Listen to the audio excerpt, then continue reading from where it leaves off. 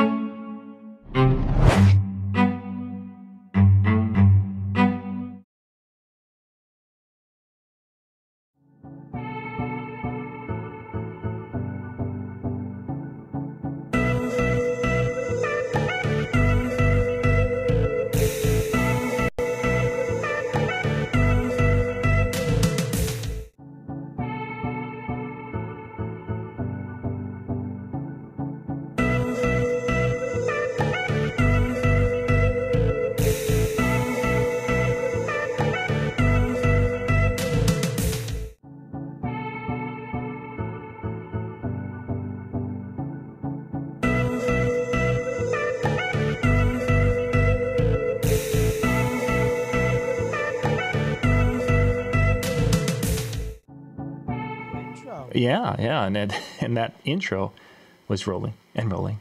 Oh, stupid internet, stupid software. Darn you! What was it? Al Gore? There we go. All right, I think we're live, and I think the anger session with John Young is over. Oh man, it was beautiful. It was. We're live now. We are live. We are live. So let's quit using the F-bomb. We'll save that for church next Sunday. I'm ready to start using the F word. Well, it's fun. Okay, hey, we are here.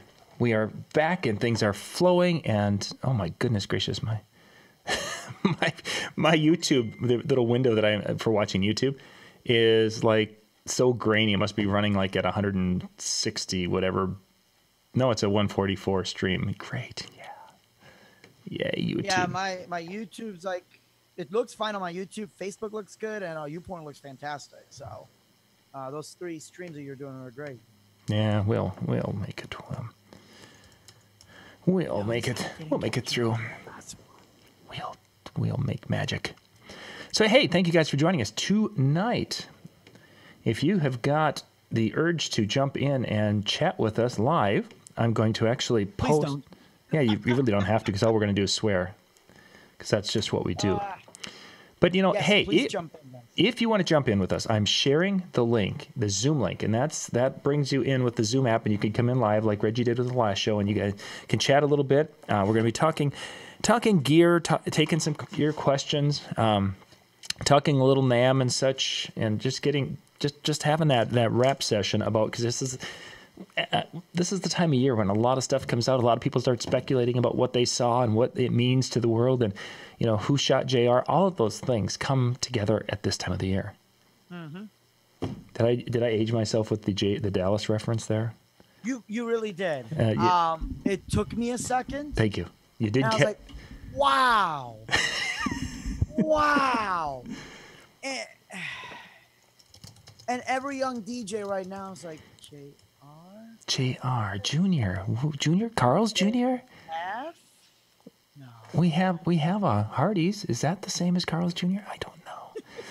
So yeah, if you guys want to jump in with the Zoom, you can do that, and you can that way if you ask questions or something during the show, you're more than welcome to do that. Otherwise, if you want to just hang out with your camera off and such, that's cool too.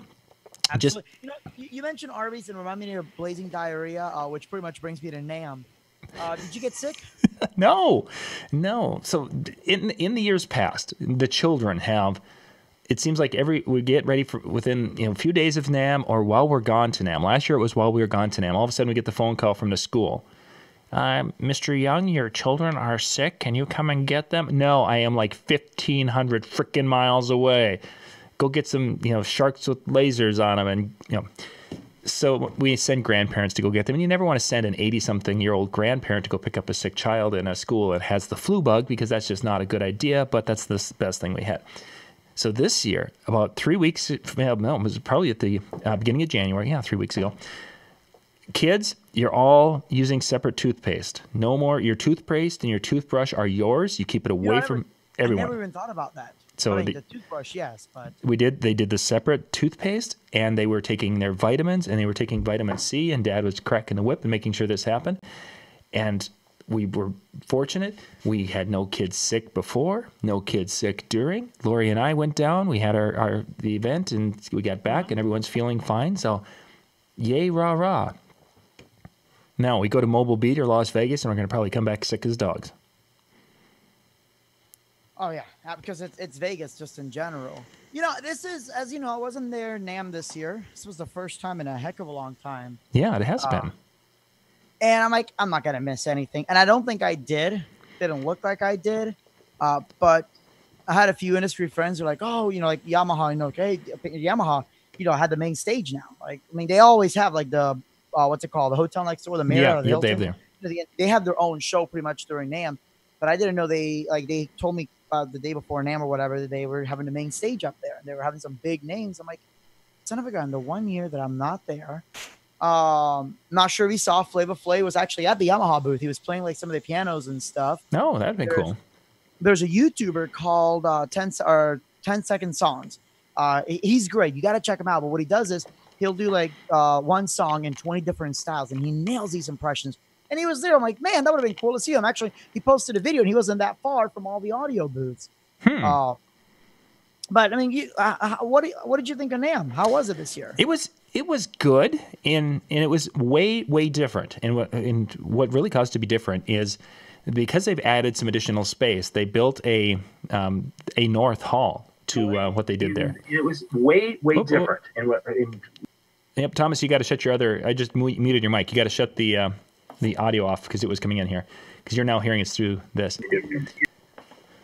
But because they added the North Hall, now they have additional space upstairs and downstairs. So they took the auditorium or the arena, they took that away, and they put a lot of the audio companies over in this new hall. So you had things kind of set and such around the area, much different and grouped better than ever before. So you didn't have some of your lighting companies drifting way over into the middle section, which we've had in the past, or speaker companies here, and here. It was all, the DJ spot. There was very little that beyond. They were like in the back half of the 10, the 12 and 13, 14,000 rows. That's where they were. So for my job, it was great. The aisles seemed to be a little bit bigger, way less congestion, because now they didn't have some of the bleeding over of those musicians coming into our area. So we didn't have, truthfully, we didn't have the it didn't look like something that broke out of the zoo over in our area. It's the best way to describe it. So, but it was good, but it just didn't have the same feel in some ways until Lori and I went and we walked down into the guitar section, into the drum section. Then you were in there and you had the hair and the piercings and the tattoo. I mean, there were people there that you looked at them and it's like, dude, you've never seen a tattoo you didn't like, did you? Because they were ink from nose to, they're only basically from, there's like spot on a face, and from neck on down, it was all tattoos. And, hey, that's, if it works for you, great. So, absolutely. Was it the same thing as far, yes, there are some new products, and I definitely want to talk about those, But was NAMM relatively the same thing where the booths all pretty much look identical except for the lighting booths? They always seem to be different. But I know the last couple of years, that was been my biggest complaint, is that once you get out of our industry and you're into like musicians, it's the same booths, it's the same setup. Nothing really is unique. And yeah, I would agree tremendously, especially when you go into the farther end of the musicians, that all of the guitar booths all look the same, and they have the aging either washed up rock star or the nobody rock star who's in there and doing his thing, and he's playing so ungodly loud in that little booth. And I hear this year that they were really very cognizant in the sound where the DJ speaker companies were of the volume level, 85 dB, and they were walking around checking it, and some people got themselves in trouble with that. So it was quieter than ever before. Oh yeah. But you just didn't. You had that. I don't know. You had them trying to use these people coming in there and playing to catch attention. I think that with NAMM, that some of these companies need to get their heads extracted from their behinds, because they have absolutely no freaking idea how to do a booth. We've got, either the look of the booth is so bad, and then they're like, well, what do we do? Let's hire someone for $5,000 to come in and play an instrument in our booth. Really? Okay, so they come in there and they're playing, and I, as a bystander, okay, are they using your gear? Well, I don't know. It didn't really look like it. So are they? And I kind of last year made a comment about Evie last year in their booth doing just this. It's like, you're not selling controllers. Why are they up there? Are they selling? You've got your speakers, but I can't hear your speakers, and I can't ask your product people questions. I'm not learning about your speakers when somebody's up there going, chicka, chicka, chicka. It made no sense to me. And I know Mike wasn't too happy about that. So fast forward to this year, Dussault and the crew from Evie, they killed it this year. Oh my gosh. They did. So I have like 4 things that I was excited about NAMM. Evie had an incredible booth layout. And it was something that I know Mike has always not been happy with, is the way the lighting integrated with the audio as far as the presentation with video. And I think bringing Jeremy in was a great idea, because it was a partnership together. But even then, and no disrespect to Jeremy, because he does a great job. He really does. I like Jeremy's work. I like Jeremy as a person. But as far as the cohesiveness of the booth, it was lighting complementing the audio, but there wasn't a coherence between the two as far as why the lighting was needed. This year, the audio, visual, and the lighting really complemented what the message that Evie was trying to put out. Yes. It was absolutely incredible. For those guys that didn't see it, basically Evie had their entire array of speakers, and as one speaker was playing, it would demo the features on the screen, and there was a spotlight right on that speaker. And I'm sure Jeremy had a hand into that. I don't know if he worked with Jeremy on that one or not. Yeah, but sure that was all Jeremy with that side of it, and of course the timing, and Dussault put together the video, because he had voiceover. By far, definitely Jeremy's best work. I think it was Evie's best booth that they've done to date, and it is exactly what NAMM should be. I would agree. Demoing to the dealers and users, get the hell out of NAMM. I'm just going to say that. I keep saying that. DJs, you don't need to be there, because you're really manufacturers from talking to the media, to the actual dealers, and that prevents you guys from getting better pricing. But anyhow, off my rant on that, it really was what NAMM was all about. Evie absolutely nailed it. Yep. And you're going to see, I think, more companies following that demo. Clay Packy was really the first one to do it. Clay Packy, when they released their Mythos and whatever the hell the other light is, they had a very similar type presentation. And in my opinion, that's what it's all about. I don't understand why manufacturers fail to see that the biggest presentation of gear every year is done by Apple, and nobody wants to follow the most successful keynote presentation out there in the world. Blows my mind. But now we're starting to see something like that, where you're seeing the products literally speak for themselves.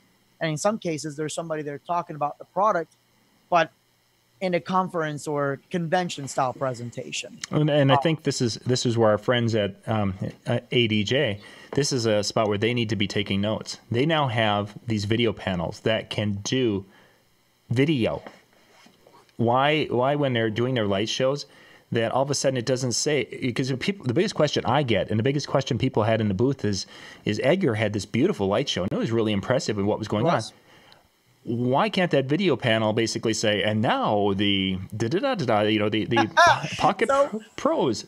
And by Funny you mentioned that. That's been my biggest picking point for the longest time.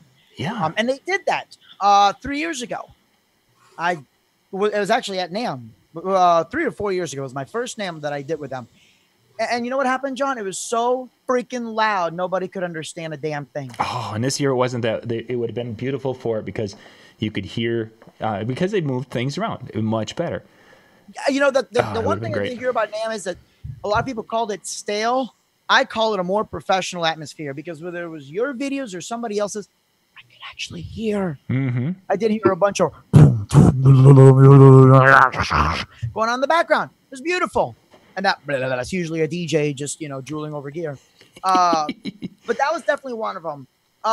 My second thing that I'm absolutely stoked about NAMM is the new Yamaha DXS Mark II subs. John, did you get a chance to hear these? I did not get over there to hear that because we were talking in advance, and it's like, okay, is there anything that's going to be coming out? Well, we really can't say, but here's the press release. And the press release they sent me didn't mention anything about it. So it's like, well, NAMM's a busy time. It was a very quiet release. It was one of those that I had to hound my friends over there. I was like, okay, guys, what are you releasing? Because it's been a long time since any updates to the DXS, DSR series. Yeah. So they sent me the specs and everything. And those of you guys are not familiar, the DXS 12 subs, I use them for weddings. I've used them for school dances even. These things beat down. John, I believe you played around with it. I have. I love the DXS 12 that they had. I stacked 2 of those up, and I preferred that over 2 18s just because of the little bit tighter hit that they gave me. Oh, absolutely. The new DXS, the amp packs a lot more power, like 400 watts continuous more power. Wow. It hits deeper, and it's the same bandpass design that you see in the new DXS 18.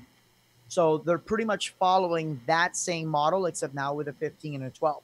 So what we're going to see is that we're going to see the benefits of a bandpass box because you do have that, nicer, deeper bass. But because of the way that they designed it and the fact that Nexo had a big hand in designing it, even though it's bandpass, it's much, it's still clean all across the board. Mm-hmm. It's not like the Yorkville, the 800, which is all one note wonder and everything else. It kind of rolls off.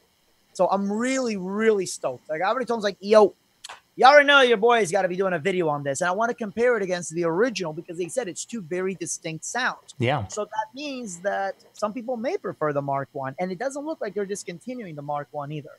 That's interesting. Yeah, at least not that they told me.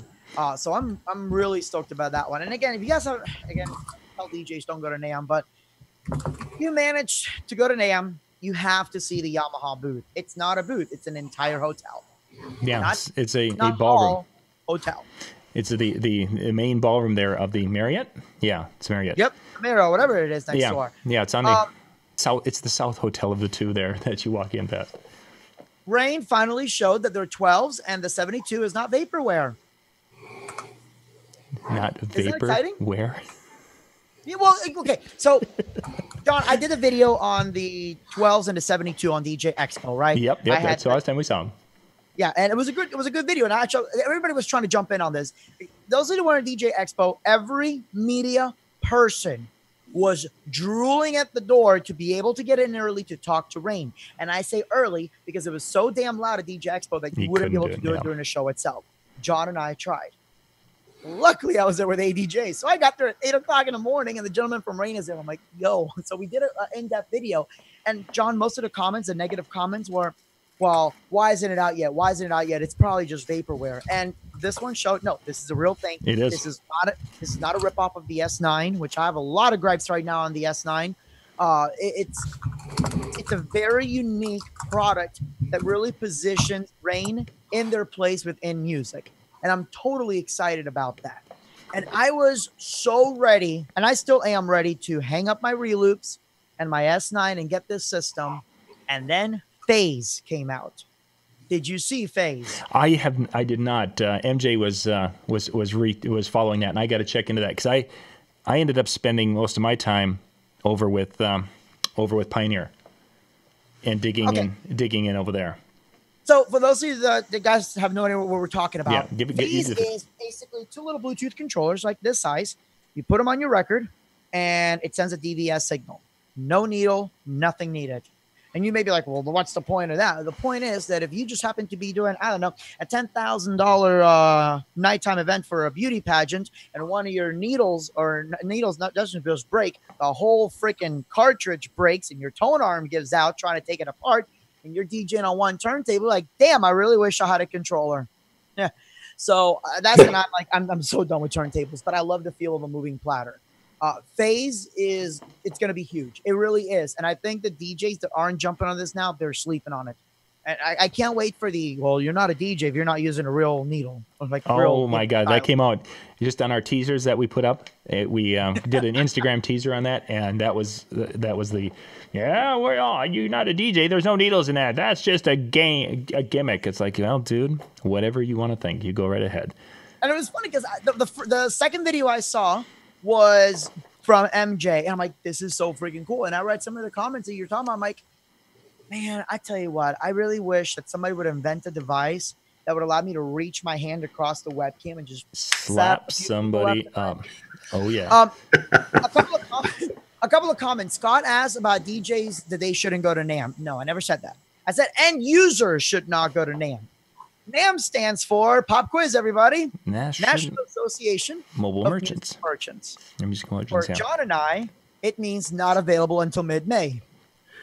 So, if you don't believe me, guys, watch all the products out right now will not be available until mid-May. I never said which year. I just said not available until mid-May. And the reason I say that, and I've been on both sides, okay? I've been the end user, and I've worked with people like ADJ working at their booth. And here's what happens. And I'm just going to be 100% blunt and honest. I know you guys aren't used to me being blunt and honest. I know this will be a new thing for us. So okay, everyone prepare, sit down, deep breath. Now this is a new Arnoldo coming out right here. Go ahead now. Speak your mind, please. Guys, a lot of vendors that are dealers that go there, once they go through the sales presentations, they negotiate to get the best possible price. And that's how a lot of them are able to give you NAMM specials or show specials. This is not a secret. There's a reason why people like IDJ Now or NLFX or Music Trends, these guys are spending big money to go to these shows because it's not free to go to these shows. Hotels in Anaheim are certainly not free. Believe me, I've tried. They're just not free. Nope. So they're going there because they want to make sure they can learn about the latest product and get you the best deal. So first of all, it's blatant disrespect if you as an end user jump in the middle of a conversation between any manufacturer and the dealer so you can ask a question about a product that you damn well know you're not going to buy right away and you're not going to buy a mass quantity of. But then when you have a dealer and you ask them, hey, did you get a chance to check out this and this product? They may tell you no, but what they're not going to tell you is no, I couldn't because there were a whole bunch of end users in front of me asking questions. And the manufacturers, we can't tell the end users go away. As an end user, I wouldn't want to be told to go away because it's, a bad image. But now the manufacturer can't really discern who's the dealer and who's an end user or who's a music artist or whomever. Y'all don't need to be there. Seriously, go to Mobile Beat, go to DJ Expo, go to one of these conventions where you can actually get an education because the educational content at NAMM will never, ever, ever, ever apply to you. No. And don't say, well, I'm a dealer for this and this person. No, if you don't have a storefront, you're not a dealer. You're just a DJ who is trying to get dealer pricing from a manufacturer. Let's just cut to the chase. People do that? They do that? No. No way. And John, you've noticed most manufacturers have been saying, okay, we're going to start having really strict requirements. But I mean, it's one of those things that I really, really get into rant about because, again, I've worked with ADJ on this, and I have to do a disclaimer. This is not ADJ's opinion. This is my opinion. I was, showing off some new software a couple of years ago, and one of the reps, who's one of the biggest sellers of this particular software, couldn't get the information they wanted because I was dealing with a guy who thought $300 for software was too much, and he wanted to know why he should buy it. Well, then don't. Get out so I can talk to this guy who actually wants to sell it to people. I mean, I'm not trying to be an ass about it, but it's the reality of it. Yeah, and manufacturers give passes away. Manufacturers, please stop. Like, you guys are just feeding right into the same thing y'all are complaining about behind closed doors. You make it more difficult for all of us to do our job. I don't get it. It's like bridal shows, right? Well, at bridal shows, we should just get brides only and not bridesmaids that aren't ever going to book us. Hey, let's give away a free cruise to everybody that the brides bring with them. What? Where's this disconnect is going on? What's up with that? So, I mean, that's how I feel about it. But I will say, John, and I'm sure you've noticed, I think the big, especially gear and everything else, I think the big trend that we're going to see this year isn't on hardware as much now as it is software. Oh, by far. This is the year of DMX software. Yeah. And you've got a couple of products that have really pushed the forefront. Number one is SoundSwitch. Now, I'm not meaning SoundSwitch, they're the leader of it, but they are the ones kind of like QSE. They're the first to market with a good marketing plan behind it. Yeah. They are not the only automatic light show creation. As a matter of fact, they are the most difficult out of all the softwares that I've used. Lightwriter is by far the easiest one out of all the ones I've used. But now you're going to see software that will literally create that light show for you. Yeah. And you have the three big ones. You've got Lightwriter, you've got SoundSwitch, and you've got Rekordbox with that new DMX dongle they came out with. And that was an education. Christian took me through and showed me not and only. I can't say too much, but let's just say that if two other DJ softwares don't follow suit in the next 6 months, I'm going to be really shocked. Yeah. You're going to be getting some coming out of the InMusic company. There. I didn't say which two softwares because there's 4 major ones. But there are 2 of them, and they've already kind of released some teasers about it. So if you look hard enough, you'll find out who it is. But we're going to see that a lot. And now it's really who's going to have the best sound active option. Personally, I think they should all stop that, and they should just worry about Ableton Link integration. Serato's killing it on this, because once you have Ableton Link into your software, you can communicate with Archaeos automatically. You can communicate with Lightwriter. SoundSwitch, I believe they're going to be adding the whole Ableton Link in there as well. So that's the other big technology that we're going to see this year, John, is going to be Ableton Link. You know what I mean? And you were NAMM too. I'm sure you've talked to a lot of different people, but the one word, the buzzword that all these software developers are throwing around is Ableton Link. Yeah, that was definitely talked about an awful lot. And for those of you who are thinking this is, all this tech is going to make things really, really difficult, what's really kind of cool about it is that as it progresses, it's going to become easier to use, and it's going to become more user-friendly. Absolutely. And that's actually, the big part. I would like to give you a real case scenario of something we did.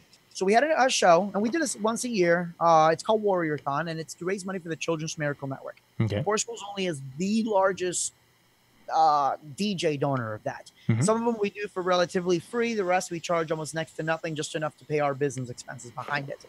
Because if I did it for every school, we'd be going broke. So we have to break even to some degree, but the schools pay next to nothing. Anyways, I digress. Warrior-thon is our biggest one. And the first year, we did the big video stream. And this was when Archaeos was testing Ableton Link with Grand VJ. So what we did is we had the big video screen, and it was actually connected wirelessly to the Airstream bridge. We were using no DMX. Instead, we were using the ArtNet on Grand VJ to go directly to the Airstream bridge, which went to a whole bunch of dot spars around the screen. Okay. Then that Ableton Link was sent to my DJ software. So what happened is I was DJing. It was based on the BPM, automatically synchronizing whatever visuals I had to the music. And then those visuals, if let's say we had blue and the blue was exploding outward, then the LED lights would go around blue. Yeah. So I had a full show completely done automatically, no work whatsoever.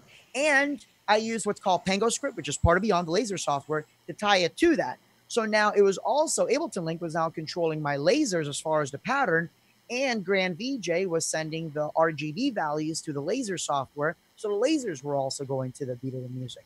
So I had a full-on production, and I was able to pretty much run it by myself completely. Mm-hmm.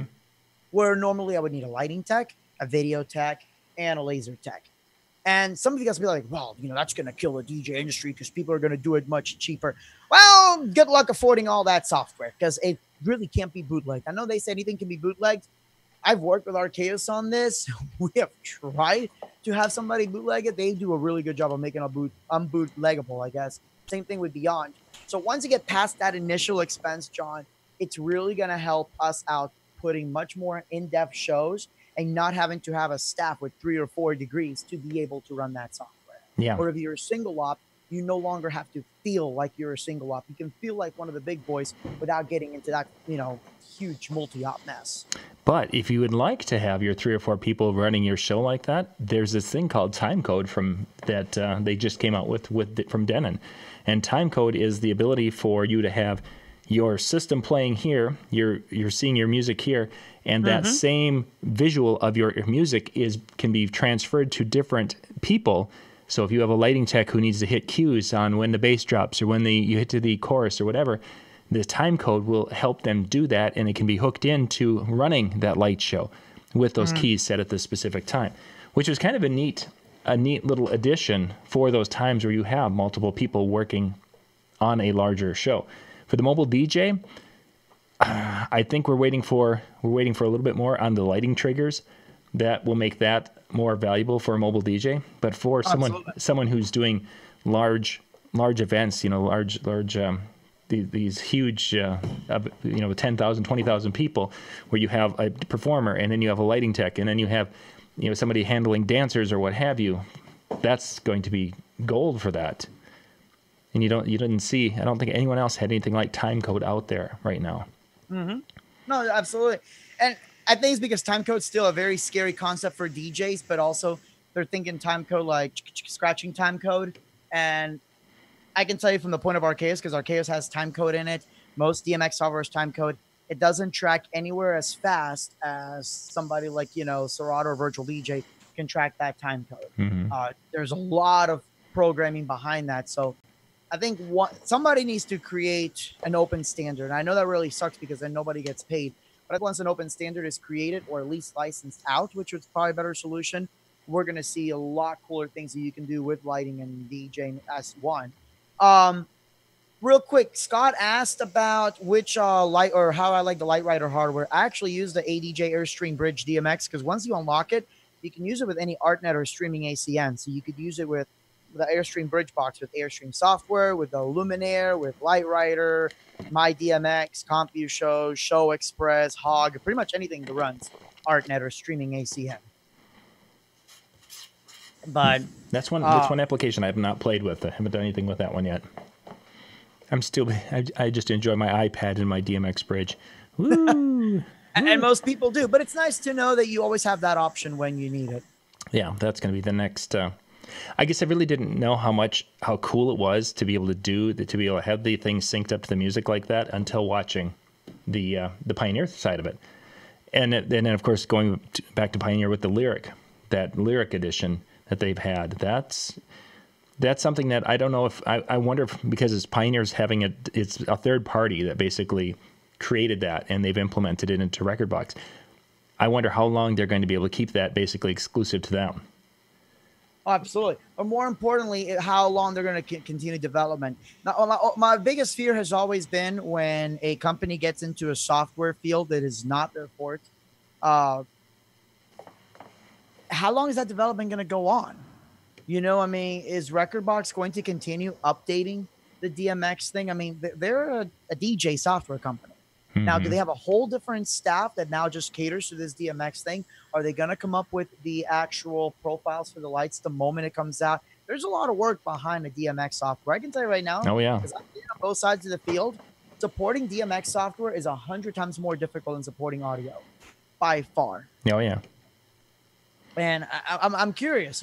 For me, I think the Ableton Link is just going to be a much more common sense solution because you don't have to worry about supporting a whole new staff and coming up with a whole new business. Yeah. And you would think that they're building off that. But unfortunately, in the past, the companies have shown that building off some kind of a central point isn't something we want to do. Because if we can't make it exclusive to us, we don't want to do it. Pretty much. Okay. Let's see. We're going to take a quick little 30-second break here, gang, and we'll be right back.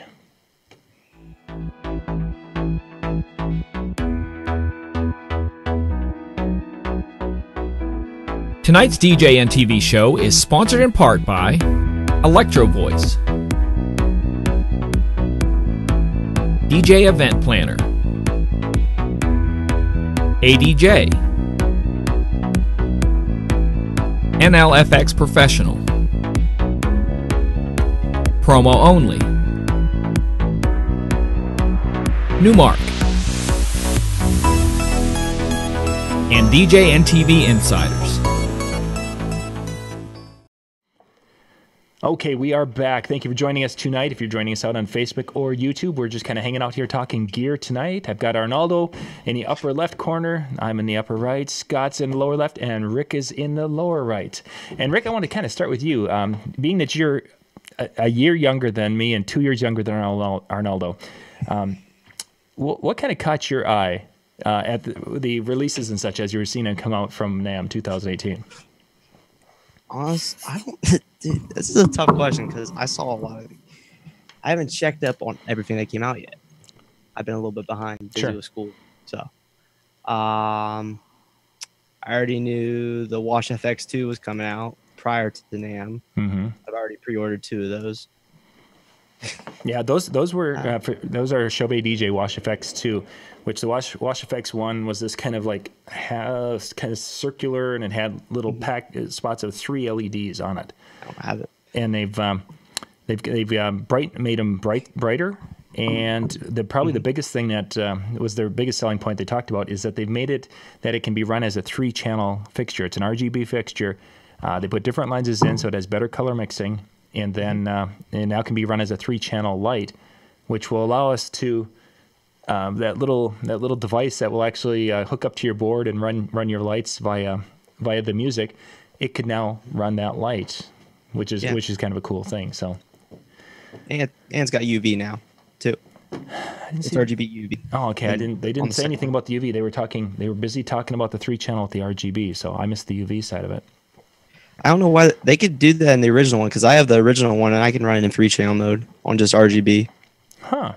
Interesting. So, no, they were saying that was a big new thing that everyone was asking for.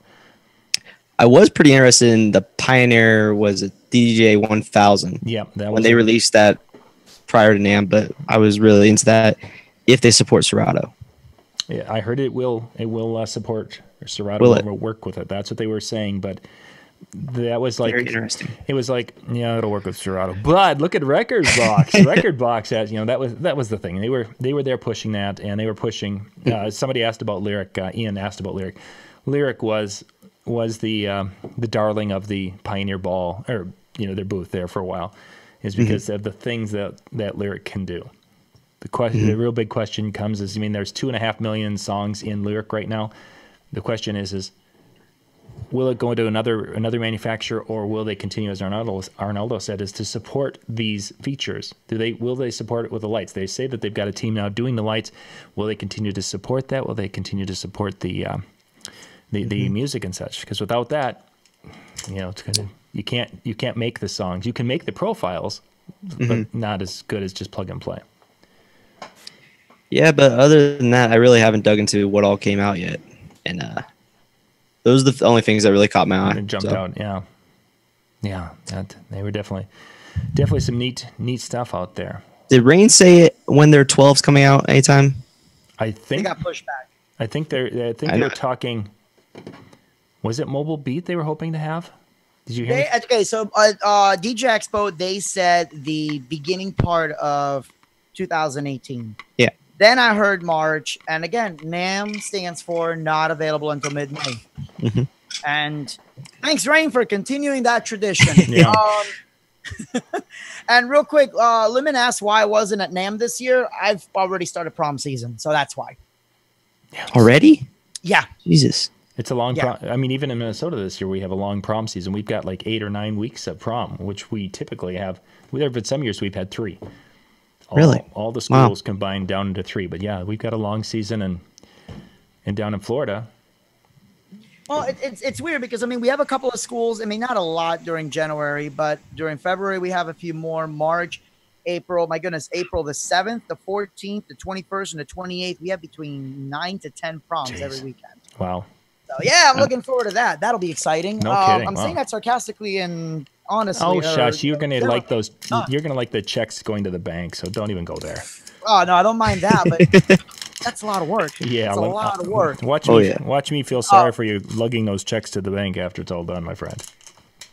Yeah. No, you know what it is, and everybody says that, but I can tell you that the more money you make, I'm not kidding, the more money everybody wants from you. Oh, You yeah. know, oh, well, you need this and this insurance. Okay, no worries. And then I found out that somebody else that offered next to nothing got him like, well, they don't have that insurance. So here's what I'm going to do.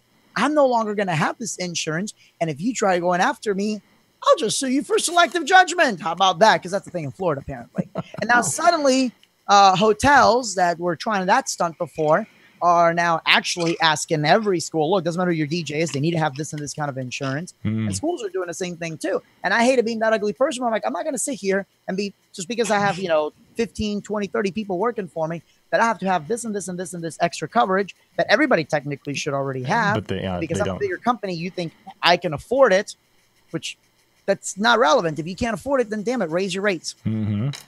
But it is what it is, I guess. Yeah. But it's a lot of Sadie Hawkins this year, more than usual. A lot of the, like I said, the dance marathons that we do for the schools each year. So, yeah, no NAMM and no mobile beat from me this year either. Plus, I'm tired of shows. I need a break. Jeff, virtual DJ in the question mark. Virtual, has virtual ever been to NAMM? I don't think they have. Have really? They? Arnoldo, do you remember? Have you ever seen him there? I don't think, no. I know that it was surprising when they were at, I think, Mobile Beat a few years ago and then DJ Expo. Yeah. But no, and I think because they don't have any manufacturer or dealers that sell their stuff. Yeah, exactly. That's correct. There's no need for them to be there. That was always the thing with Carvin. I wondered why in the world Carvin, who is a direct speaker manufacturer, you bought them, there was no dealers, why they were there. That just made no sense to me. Yep. No sense whatsoever. Oh, it's looking like my Facebook stream must be on my personal page. Yeah, it is. Oh, I see that. All of a sudden, I'm seeing family members popping in. It's like, why are they Oh, I didn't I didn't reset it. Boy, good thing I haven't swore at all the entire time then. Yeah, for John sure. Pastor logs in. Yeah. Hey, John, blessed you. Oh, my God. Yes. You're going to hell, John. Yeah, wouldn't be the first. But wouldn't be the first time we've said a colorful word on the show. And 9 proms a day, each weekend at 350. Wow, that's a rockin', man. Let's see. So audio, we've kind of talked about line arrays in the past, and this year at the show, there's no question about it. The line array is the thing. And Arnoldo, have you played with the Evolve 50s?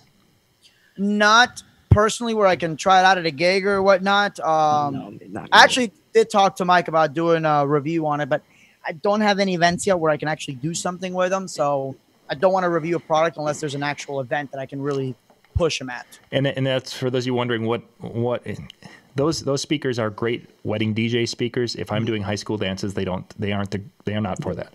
And Evie will tell you that just as I'm telling you that.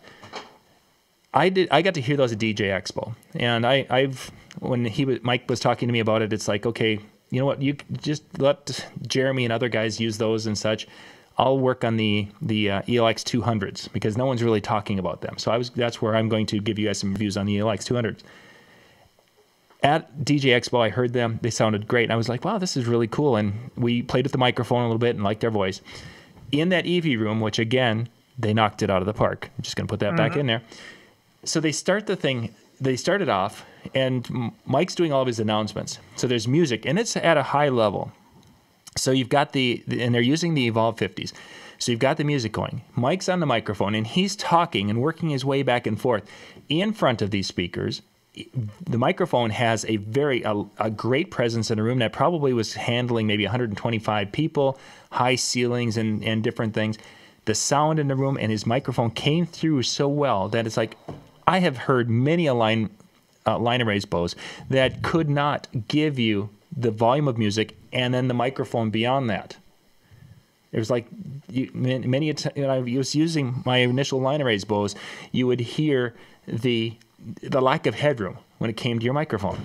And it was really disappointing. Now, since then, many of those companies have fixed that, but Evie has that right out of the box. So after hearing that, and I think I did an Instagram video. You guys can go check that out. That says the Evolve 50 demo, the start of that. I've got a whole new appreciation for those Evolve 50s. After it was over, it's like, Mike, maybe I want what can we do for a price on those things? And who should I talk to? And he's like, oh, let's go talk to our good friend Ben Stowe. You know, they do some good stuff with that. So I was really impressed with that. But they're not the only ones that have line arrays. There are, there were 2, 3, 4 different companies that brought line arrays out to this year's show that were either models or companies that I didn't expect to have line arrays, which was kind of surprising because a couple of them went a direction I didn't think they would go with that. So there's some interest in that field from DJs for sure.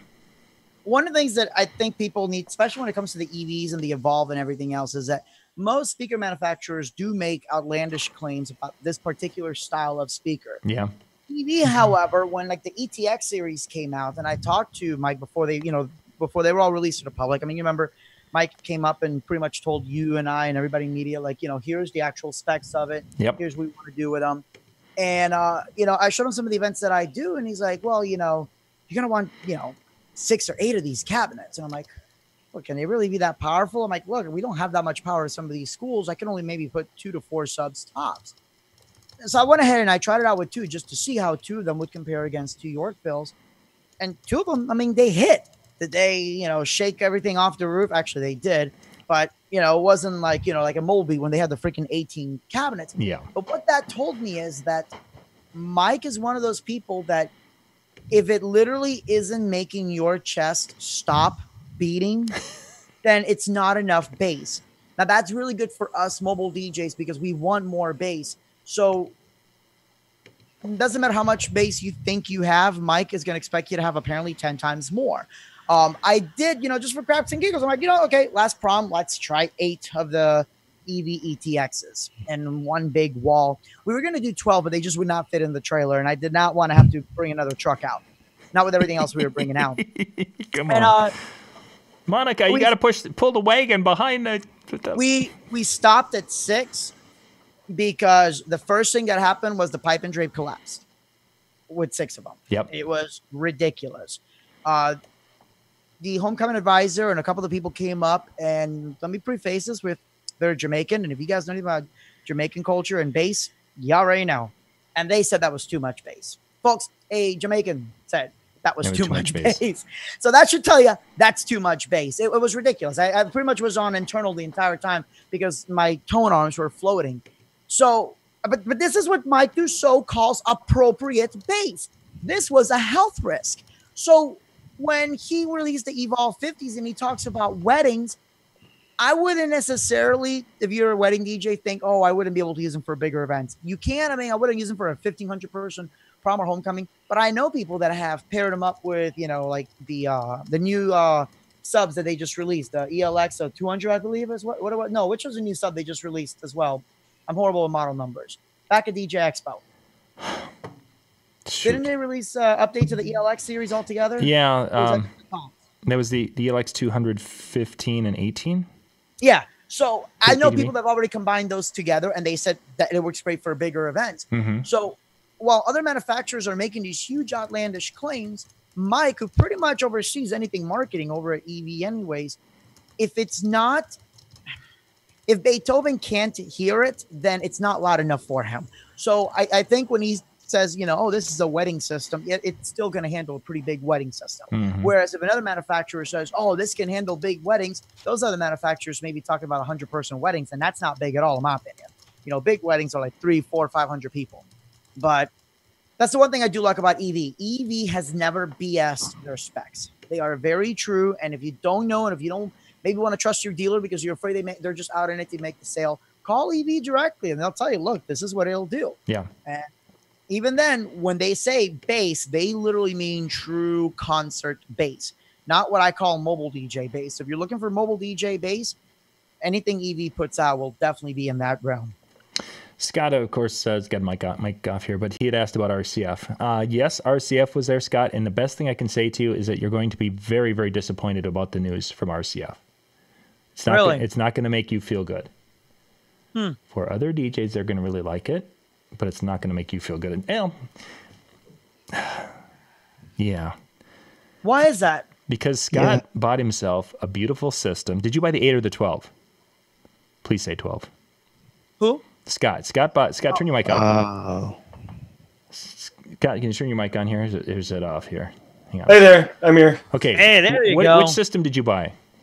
I bought the 12s, the Evox Okay. 12s, and I really like them. Scott, you'll be completely fine. In what they introduced, but we're not supposed to talk about, is the new Evox something 8 system that is all plastic boxes. Now, what that did is basically drops the price down by a good 40%. So you're instead of paying $1,500 for a set, you're paying $9.99 for a set. That's the new map pricing on those. Actually, they were $17.99 is map price on that one, and it's now $9.99 because they went to the poly boxes. But you got the 12 and you've got the wood, so you're fine. I'm sorry. I thought if you had the 8s, it's like, oh, Scott, you're not going to be happy about that. They're phenomenal. I love them. And I asked the guys, it's like, okay, so what's the difference, sound difference between the wood version and the plastic? And the the one guy, it's not $800 worth. As far as that, they did a nice job with the new version, but it's in a plastic box that could scratch, could this, could that, whatever. But much lighter. Did you? Was Bass Boss there? I did not see them. Oh, wait, look, let me. Looked around. I'm gonna check the app just to make sure. But there were a few companies that I did not see, and that was one of them. I'm gonna give you an unpopular opinion. Hold on one second. Oh, wait a second. You're going to share an opinion? That never happens. No. I don't. I didn't get it. Should we mark this time? We're gonna mark this time down. Okay. Although sharing an opinion, go. I heard them. 10:51. I heard them at DJ Expo. Yes. And yeah, they were loud. The little 12-inch full range speaker was insanely impressive And expensive, but I yes. kept hearing, this 18 and 21 is gonna be the loudest thing you've ever heard. No, it wasn't. It wasn't anywhere near the loudest I've ever heard. The loudest sub out there, just plain and simple, power to the output, is the KV2. I'll fight anybody on that. You just simply will not beat against KV2. But while the Bass Boss was loud, I'm like, no. And actually, I was kind of annoyed because in that room that they had, there was a lot of cancellation. And I really haven't had a chance to review them because Bass Boss just won't really work with reviewers, it seems. That's why nobody is reviewing these things.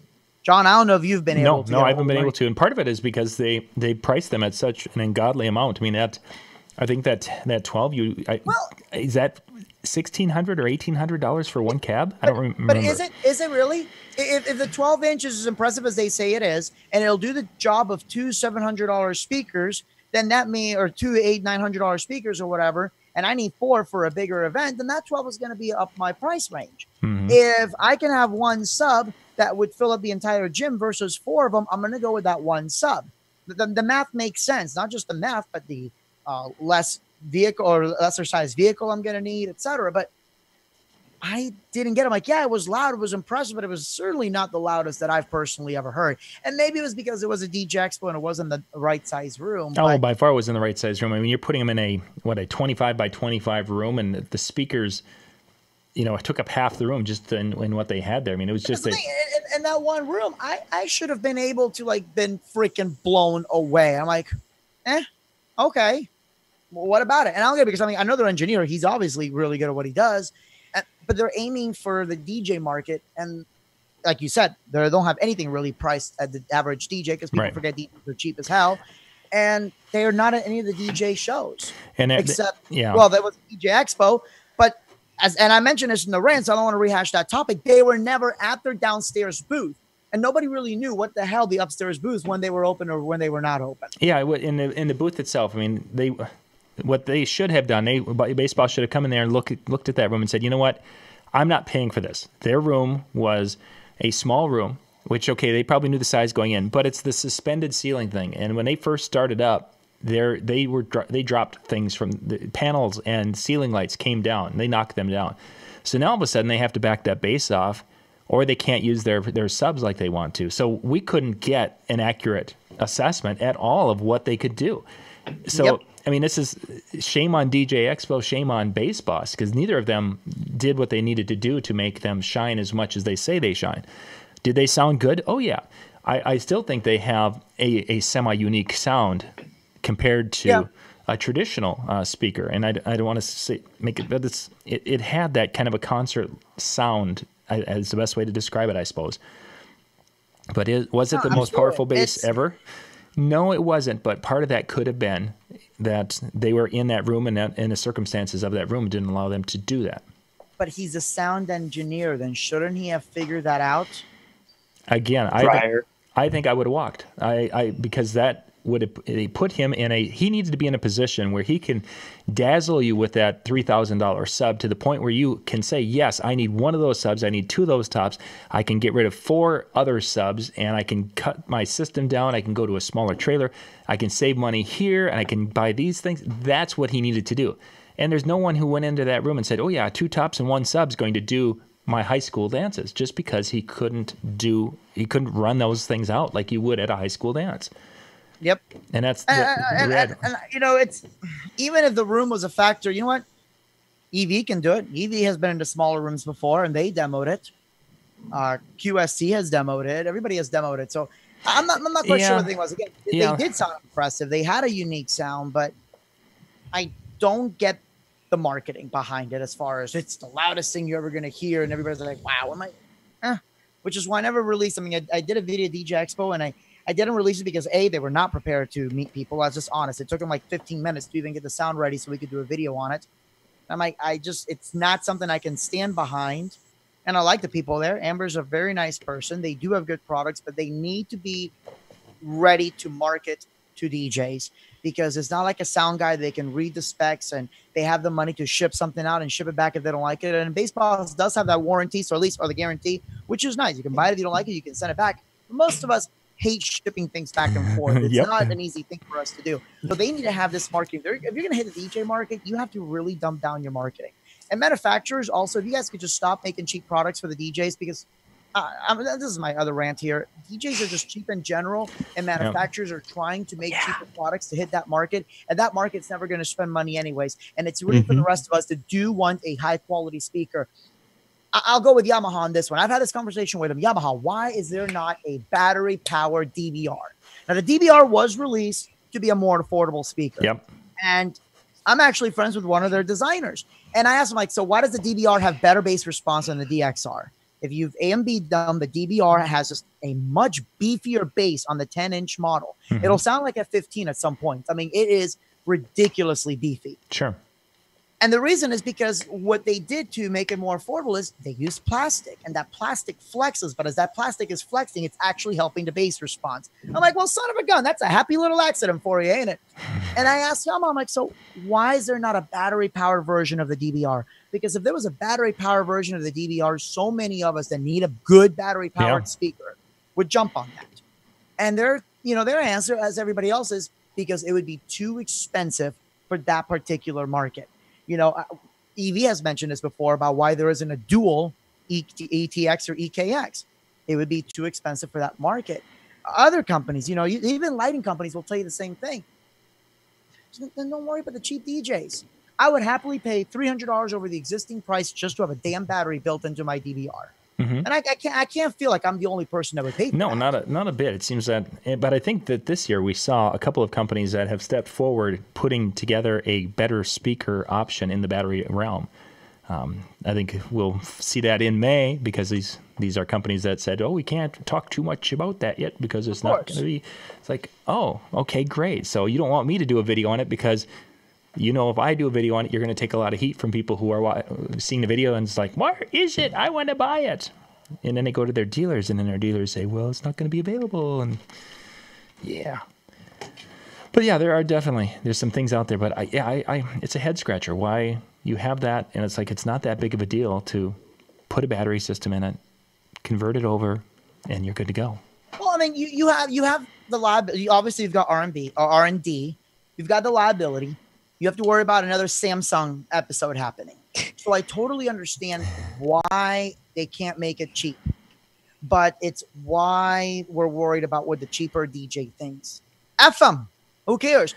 And guys, the only reason I'm censoring myself is because now YouTube penalizes all of us for doing that. Yeah, and it's on my personal channel. So it sucks.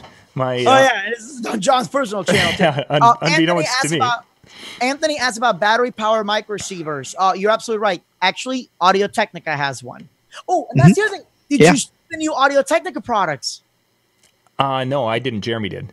No, tell me. There's a refresh on the 3000, obviously compatible with the new FCC thing.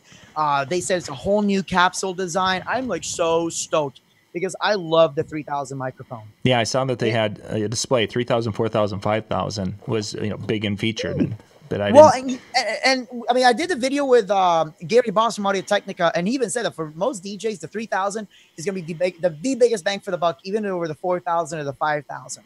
I know the 5000 is like the microphone of many artists, writers. I know Jason Aldean, like that's his only microphone he'll ever touch is the 5000. And if you've ever used the 5000, you would see why. That thing would make me sound like Morgan Freeman. And I usually sound like Fran Drescher. So, but I mean, I'm a huge Audio Technica fan. There's lots of great mics out there, but there's just something about the feel of the 3000. Rick, Scott, John, I don't know if you guys have ever used any of the Audio Technica mics. Yeah, there's something to the weight.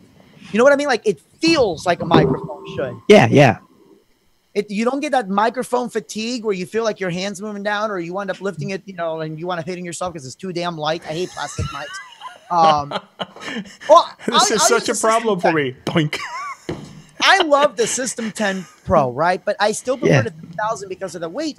And I had an event where we had both mics, and I just kept using the 3000, and I grabbed the wrong one. I grabbed the System 10 one. Boom! I'm like, oh crap, because you just get so used to that. But yeah, they refreshed the 3000. I really need to see if I can find the specs on this one. Oh shoot, yeah, he said I can talk about it now. So I'm sure they already announced everything. John, have you ever accidentally mentioned something a lot sooner than you should have? No, we didn't. Okay. We didn't release the Denon. Was it the 7000 a week earlier than it was supposed to? No, we didn't do that. Did you? Yeah, we really did. They sent it out, and the slip of paper saying that it's embargoed until the next week.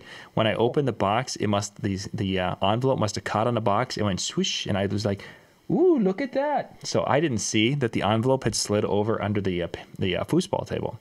Yeah. So we opened it up. It's like, whoa! We went live within minutes after we got the thing here at the office. So we went through and we talked about some of the functionality and some of the different pieces. And we had, I want to say we had somewhere around 8,000 views within a couple of hours of that video. And then I got a message from Numark, and they're like, John, what are you doing? What? What? It's like it's embargoed till next week. Oh, I'm sorry, I didn't know. We sent a letter. So then I shut the video off, went out to the office, found the stuff, and I looked around. It's like there's no letter in here, and looking, and then and you then cried into a pillow. What's that?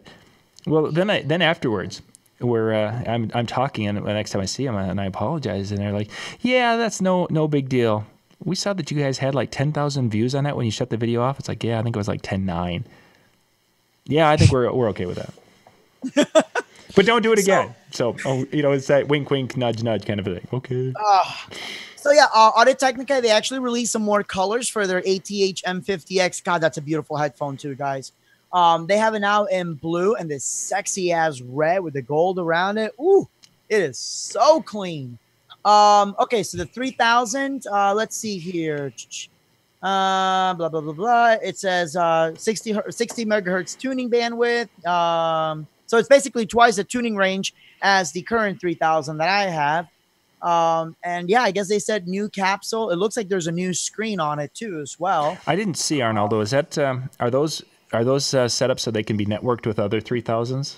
I mean, that was no. That I don't know if they have that one yet. I know that that's the System 10 Pro that has where you can network all of them together. Yeah, that was a huge thing that the microphone companies that I interviewed, they were talking about, is that idea that we can now, with Ethernet, we can network these devices together. And I was kind of interesting and kind of surprised about that. So well, and Audio Technica, I mean, that's a big advantage of the System 10 Pro is the fact that I was able to take 4 or 5 of these units, network them together. And God forbid, actually, one of our units had gone down, like we had picked up interference of some kind, and the other unit immediately was able to pick up on that. But the stage was pretty far away from where our setup area was, so we ran about 200 feet of Cat5 cable because the Cat5 cable will connect the antennas away from the unit. So we had a little box with the antennas all over by the stage area, literally right next to the podium, and then ran the Cat5 all the way to where we were at. it's incredible. I wish the 3000 had that because I freaking love that feature, but I don't know. I just still prefer the 3000. And the System 10 Pro is a 2.4, and a lot of us worry about 2.4 because it's so congested. But guys, I'm over at Disney where there's like 1,001 2.4 gigahertz networks, and I've never had a dropout on my System 10 Pro. It has been so reliable. Well, that System 10, that's the same technology that we used down there, our microphone that we used at the show, because we picked up that little receiver, that little wireless receiver that mounts on the camcorder, and it was a System 10 based system, 2.4 gigahertz bandwidth. I think Lori I shot 60 videos at NAMM, and Lori had in one video at one particular point, and it was when the person I was interviewing, I was here, Lori was there, and the guy was next to me talking here, and he pivoted and went between Lori and the receiver and the microphone. And she's like, wait a second. I got some crackling. Step, and that was the only thing in 60-some videos in NAMM with everybody transmitting something or another. Oh yeah, so I was pretty impressed. Difficult. The other thing that Audio-Technica released, it was actually fairly quiet, but it was Audio-Technica headphones, Scott. Sorry. Oh, Audio-Technica released the AT-XP7, which is a DJ phono cartridge. Now, a lot of us, with turntables, use the Shure M44-7. Get ready for another unpopular opinion. Those suck now. I'm so over the Shure. It's not even funny. I don't know what happened in the last couple of years, but those I used to have where one pair of, the pair of needles would last me, 6 months. Hell, even 3 months is good under constant wear and tear. I'm lucky if they even last me a couple weeks. They bend easier. They break off easier. Shure M44-7 has turned to crap. And after DJs get over the initial shock of hearing, they're like, oh, he insulted Shure, I'm sure they'll think to themselves, oh, well, yeah, actually, I've been having more issues. So the Audio-Technica SP7, that one now has, I guess, the same as they say, the same as the XP5, which is actually a pretty decent one. But they say it's got a better damper, so that should help with the bass and suspension in general. And it's a much more powerful output level. So I think if you use like the Sora Performance vinyl, you should really see a huge improvement over the M44-7. So I'm going to see if I can give that a test drive and see how much better it performs over the Shure ones. But I'm over Shure, so I'd like to see another contender go in. And Lord knows Audio-Technica has just as much, if not more, experience than Shure when it comes to making cartridges and needles. Oh, yeah. They do a lot of business in that realm, for surely. Let's see. Let's jump back to lighting for a second. I was really disappointed on two phases. First off, that one of the major manufacturers of lighting, well, three. One of the major manufacturers wasn't even at NAMM, which was kind of surprising. Which one? Who? Blizzard. Blizzard? Oh, okay, yeah. Blizzard wasn't there. They've changed their methodology, and we'll leave it at that for now. Yeah. Secondly, is another one of the major manufacturers who said that they were wanting to get away from the entry level, kind of the $99 lights, came out with more $99 lights. It's just like, okay, you could do these really cool and step it up, and you were touting and we're wanting to, and now that's what I see. Finally, the most disappointing thing with lighting was some of the coolest lights at the show were coming from some of these Chinese booths. They had some lights in there that were like, oh my God, that is freaking cool. They're little tiny. They're taking that little tiny footprint like the Pocket series, and some of the things that some of those lights could do was incredible. And if you are familiar with the Chauvet DJ Trio, which was a head that had the beams, and it could be a wash, it could go to a flood, or excuse me, a spot, it could go out to a wash, and then it could go and it could become a beam effect like a moonflower. There was one of the Chinese companies that had that light, but it was like pocket. It was like a pocket size, the Inno pocket size. It's like, holy cat, that is awesome. I want 20 of those. And they're like, you can take this one for $8. No, I don't want that one for $8. I want a company that's going to stand behind us and have a warranty, and I'll pay $10. Well, and see, that's what's funny, because you do have some of the major manufacturers that do wind up picking up those lights, or they go to their factory and say, hey, remake this. Yeah. And it's not that they're just, reselling gear, but even if they were, is the fact that when they do resell or respec that gear, they're going to use better LED drivers. They're gonna use better LEDs. Period. It's gonna have better components, and of course, you're gonna have that backup behind that light. But yeah, no, I saw enough through videos and through people that I talked to that I would have to say you're absolutely spot on that. I think, like I said, I think this is the year of software. Lighting innovation is done in the sense that really we have lights to do everything at this point. And I don't need 20 lights that all do the same damn thing. Just too many SKUs. We all know from watching any major business presentation that too many SKUs is a bad thing. And some people really need to get that through their heads. Because you do have not just lighting, but audio companies. They have 20 speakers. They all do the same damn thing. Like, no, just one SKU, one set of support. I know that, for example, with Airstream Bridge DMX, I'll use as an example. Well, why is there no Android version? You don't want there to be an Android version. You know, with software like CompuShow, you don't want there to be a Mac version. And the reason is because the more versions of something you have, the more that same team or even person has to be spread out to support multiple things. I don't want that. I don't want Ken, who develops Airstream Bridge, to now have to worry about putting out features on 2 different sets of OSs and everything that goes underneath it. You know, and I feel the same way with lighting. Like, look, how about instead of coming up with 20 different lights that all do the same thing, let's come up with 3 lights and 3 price points, have very distinct features, and stop that bull crap crossover, because it makes things a little bit harder to figure out, well, why do I want to get this more expensive light when there's this cheaper light that can do the exact same thing? And I'm not worried about, well, that means cheaper DJs can get into business. Well, I don't get into business because they'll never be able to compete with those of us that know what they're doing. Yeah. But no, I agree with you. Like the Chinese factories have been coming up with some really creative stuff, and they have for a while. The problem is it will blow up. And I don't mean like, oh, theoretically. I mean, quite literally. Literally, it will. And for those of you who think that we're full of crap on that, so my 16-year-old is a tech guy who rips apart computers at the local internet provider here, the phone company. The kid knows what he's doing when it comes to ripping things apart, soldering boards in, fixing this. So we had a Chinese company that sent one of the lights, because I bet I get 4 or 5 different Chinese products a week now, because they've seen our videos and they're like, hey, can you do this? And they send it, and then it's like, oh, what do I do with it? So we get this one, and as it comes in, I open it, and it's like clink, clink, clink, clink, clink. There's something loose in the box. So I give it to Brandon. And he was going through, and he's like, okay, so here's the circuit that's not in, and it wasn't even soldered. No solder whatsoever. And he goes, then you look over here at these spots, and the solder had run, so it was actually arced across somewhere where it shouldn't have been. So if that first little circuit would have been soldered in properly, this would have probably heated up and either melted itself and been done, or it would have started a fire, literally blowing up. Yep. Absolutely. But I mean, really, with lights, unless a new bulb or lamp technology comes out, what is there really else to do? Yeah, we can put a beam over in that corner. We can move a beam over to that corner. We can make a wash over in that corner, and we can put our name on the wall behind us. I mean, that's pretty much it. You know, with lighting, what I want to be able to buy something and not have it be outdated 5 minutes later.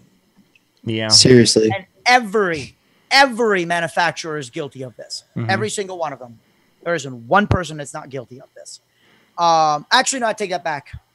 Elation is pretty good about not releasing a lot at the same time. You know, they release a few things at a time, and they really hit that market very carefully. But everybody seems to be putting out so much at the same time. That's what killed Martin.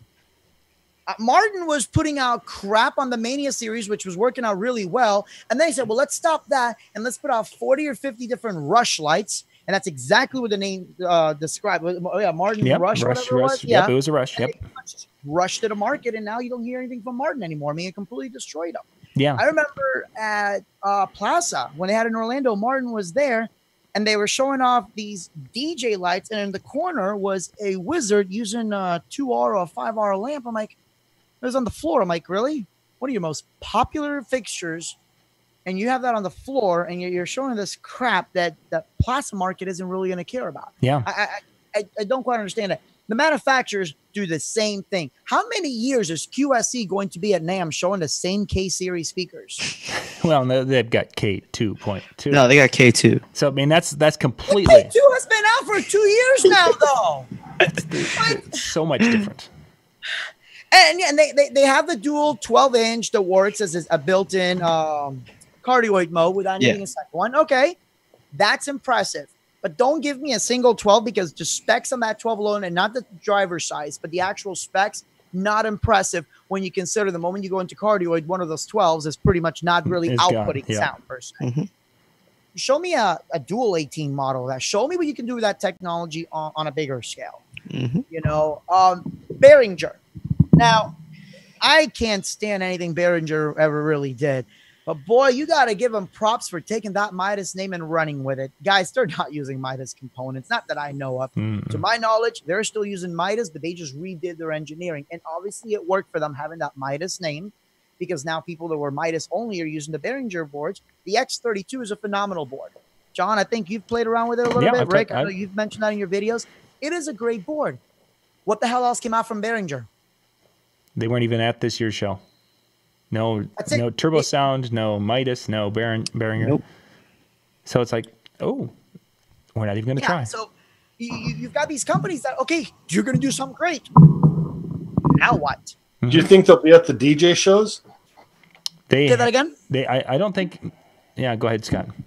Do you think they're going to be at like Midwest DJs Live or Mobile Beat and that kind of stuff? Or do you think they just kind of dropping out of the show scene altogether? Behringer was last at Infocom that I can recall. I saw them at NAMM last year. Last year, right? Last year they were there because they were showing off. They are pushing the bigger market. They're not pushing the DJ market. And they have to, because they just got out of the bad Behringer name. Higher end people were respecting them. They're not going to be able to hit that market and the DJ market at the same time. They're simply not. You know, I mean, remember that Behringer actually came to be a standard of bad quality speakers. You guys know the name brand Harbinger, which is a Guitar Center exclusive. Harbinger stands for hardly a Behringer. So, I mean, that kind of tells you the reputation that they had. And with the X32, that changed. I'm like, oh my gosh, what else are they going to do? Not a damn thing.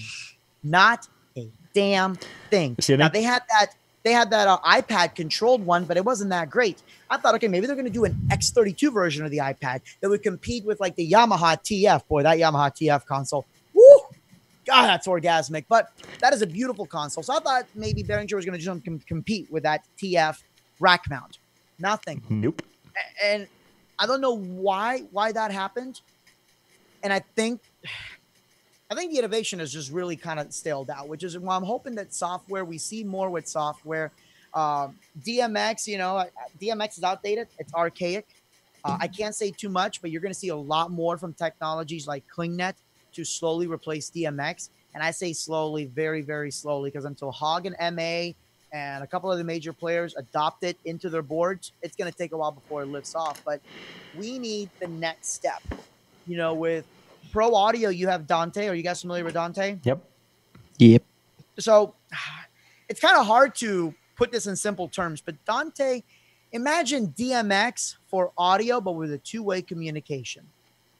So the audio communicates with that speaker. This speaker needs to be playing at this volume with this timing, this delay, blah, blah, blah. And, oh, this speaker's sending back this problem. So, you know, I think that's the easiest way that I can explain Dante. Yeah, it's really an individual communication with individual speakers, and it becomes this massive network.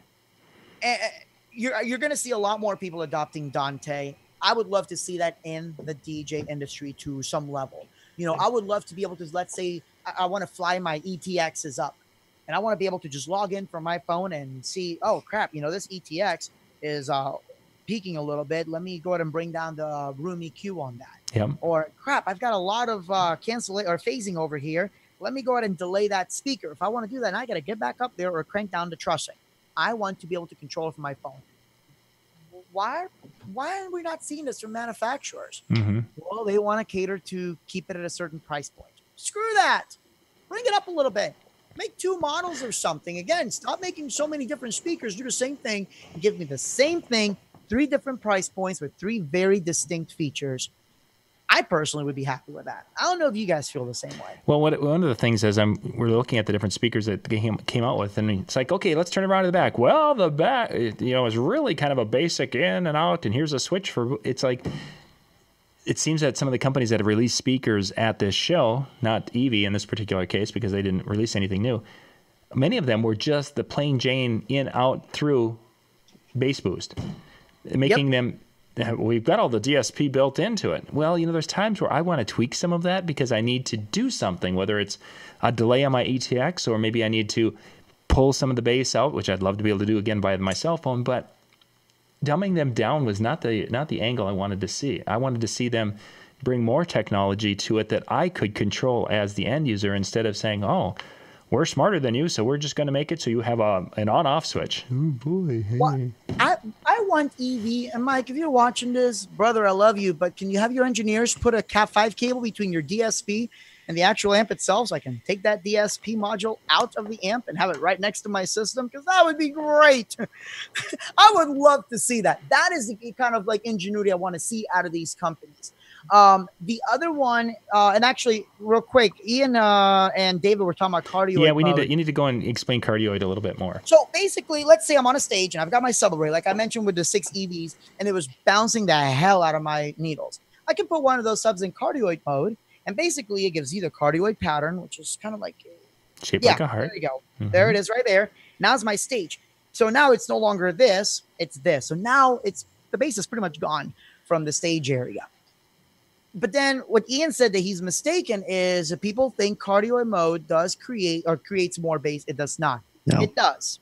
It most certainly does. And here's why. Let's say this is my stage.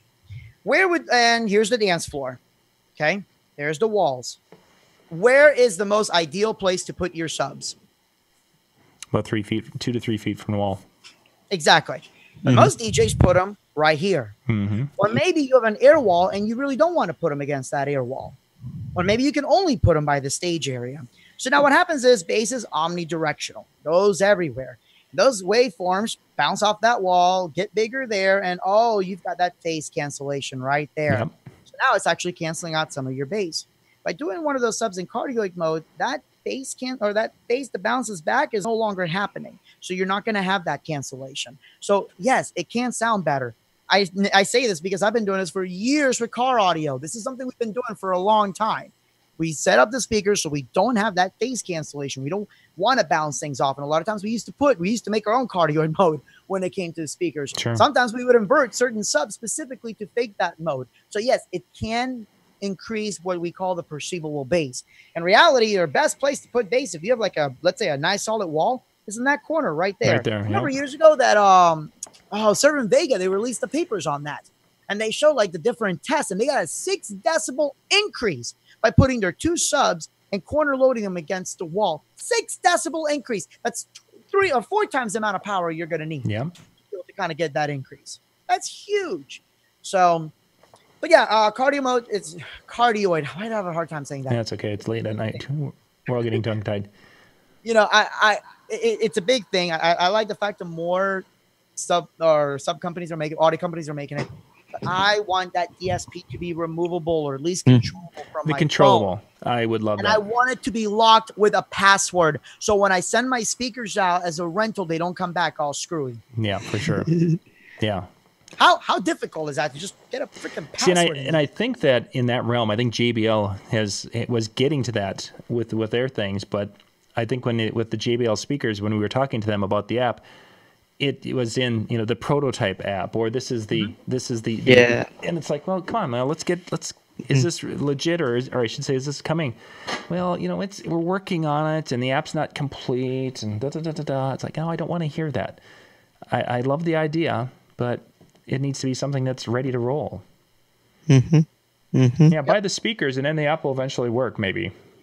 Okay. Now, ironically enough, the other thing that I want to see is something that needs to be cheaper. And I know I just ranted about us being cheap. Yeah, you but did. I think this is warranted or whatever the word is. Thank you. Mm-hmm. Can we get a PowerCon cable that doesn't cost $25? That would be great. Seriously? Yeah. $25. I was talking about this with X Laser because all their new stuff uses PowerCon. And Adam, by the way, Adam's like the coolest person to talk to. But I asked him, like, Adam, look, between you and I, can you guys just sell the PowerCon cables? Can I just buy them from you? Because if I go anywhere, it's like $25-$30 for a damn PowerCon. Yeah. And he shows me the invoice for him from the factory, and it's not much cheaper. I'm like, are you freaking kidding me? I talked to one of my friends who now has a job over with a company that Monoprice works directly with, and they're like, No, Monoprice pays over $15 for each one of those cables. Jeez. Freaking kidding me. So then what does freaking Nutric do? Oh, now it's come up with a new PowerCon that costs $35 right off the bat. Oh, wow. $35 for a freaking cable and $35 for a damn cable the Guitar Center doesn't carry. Nobody carries. Yeah. I had an event where somebody forgot to give me PowerCon cables, and one of them broke.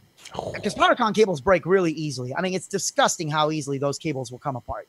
They don't take the abuse that an IEC cable will because, well, they're not, all in one. I mean, they can be taken apart. So they're not as roadworthy in that sense. And Zachary, even if you make your own PowerCon cables, it's a pain in the behind after a while when you want to make a couple hundred. But one of our cables that I couldn't find a single PowerCon cable, parts, nothing. Yeah. There's nobody locally that really sells that. So I'm like, this is freaking great. And yes, EV, you can lock the DSP, but not with a password. So, but I guess Zachary had mentioned that too. Yeah. I want to see PowerCon cables that don't cost that much money. Just please, guys. I get that. So, or can Nutric make a DMX connection that doesn't grab onto the cable and never let go? Please tell me I'm not the only person having this issue. Every speaker or light that uses a Nutric connection with some of my, I have the Platinum Series cables, because it's a, thicker aluminum, because it's a well-built cable. Or even my Whirlwind, it'll get stuck and it never comes out. The little metal latch on the Nutric gets stuck and it does not come out. Mm-hmm. Yeah. Every time I call ADJ parts department, hey guys, I need another Nutric, and they're like, yep, sorry. I'm like, not your fault. So yeah, that's the two things I would like. I've had that a couple of times. So that ruins a light for a couple of weeks until you can, or you have to coil the cord and put it in with the light in the tote. And pretty much. And then I get the next person, hey, why'd you leave that cable on there? Try pulling it out. It's like King Arthur, sword into stone. If you can pull this out, then you are the rightful president to Forest Schools Only. Told you couldn't pull it out. So yeah, no, it's I don't get the PowerCon thing. So what do you guys want to explain? If anybody knows why PowerCon is so damn expensive, other than the fact that it's maybe patented or what, and they just want to charge. Yeah, that's what I was thinking. They probably have a patent on it. See, and I was so happy with the Yamaha when the DSR series speakers had the little blue. You plug the IEC in, and it had a little clip on there that just caught. Simple, and it functioned, and you could yank and torque on that, and it wasn't coming out. I was happy. Then I don't get the need of PowerCon. It doesn't, get unplugged in the middle of the event. I have never had an IEC cable come unplugged. Ever. I don't know if you guys have or not. Just one time when I was in such a hurry and the cord was in a bad spot and somebody caught it. That was my... Was it for a speaker or for a light? It was for a speaker, for a subwoofer, and it was completely my screw-up. I should not have had the wire there. And most of the time, you'd have put the wires down around a table, taped them down, and everything would have been fine. But you're in a hurry, and it stuck out a little bit, and somebody walked by and went bloop.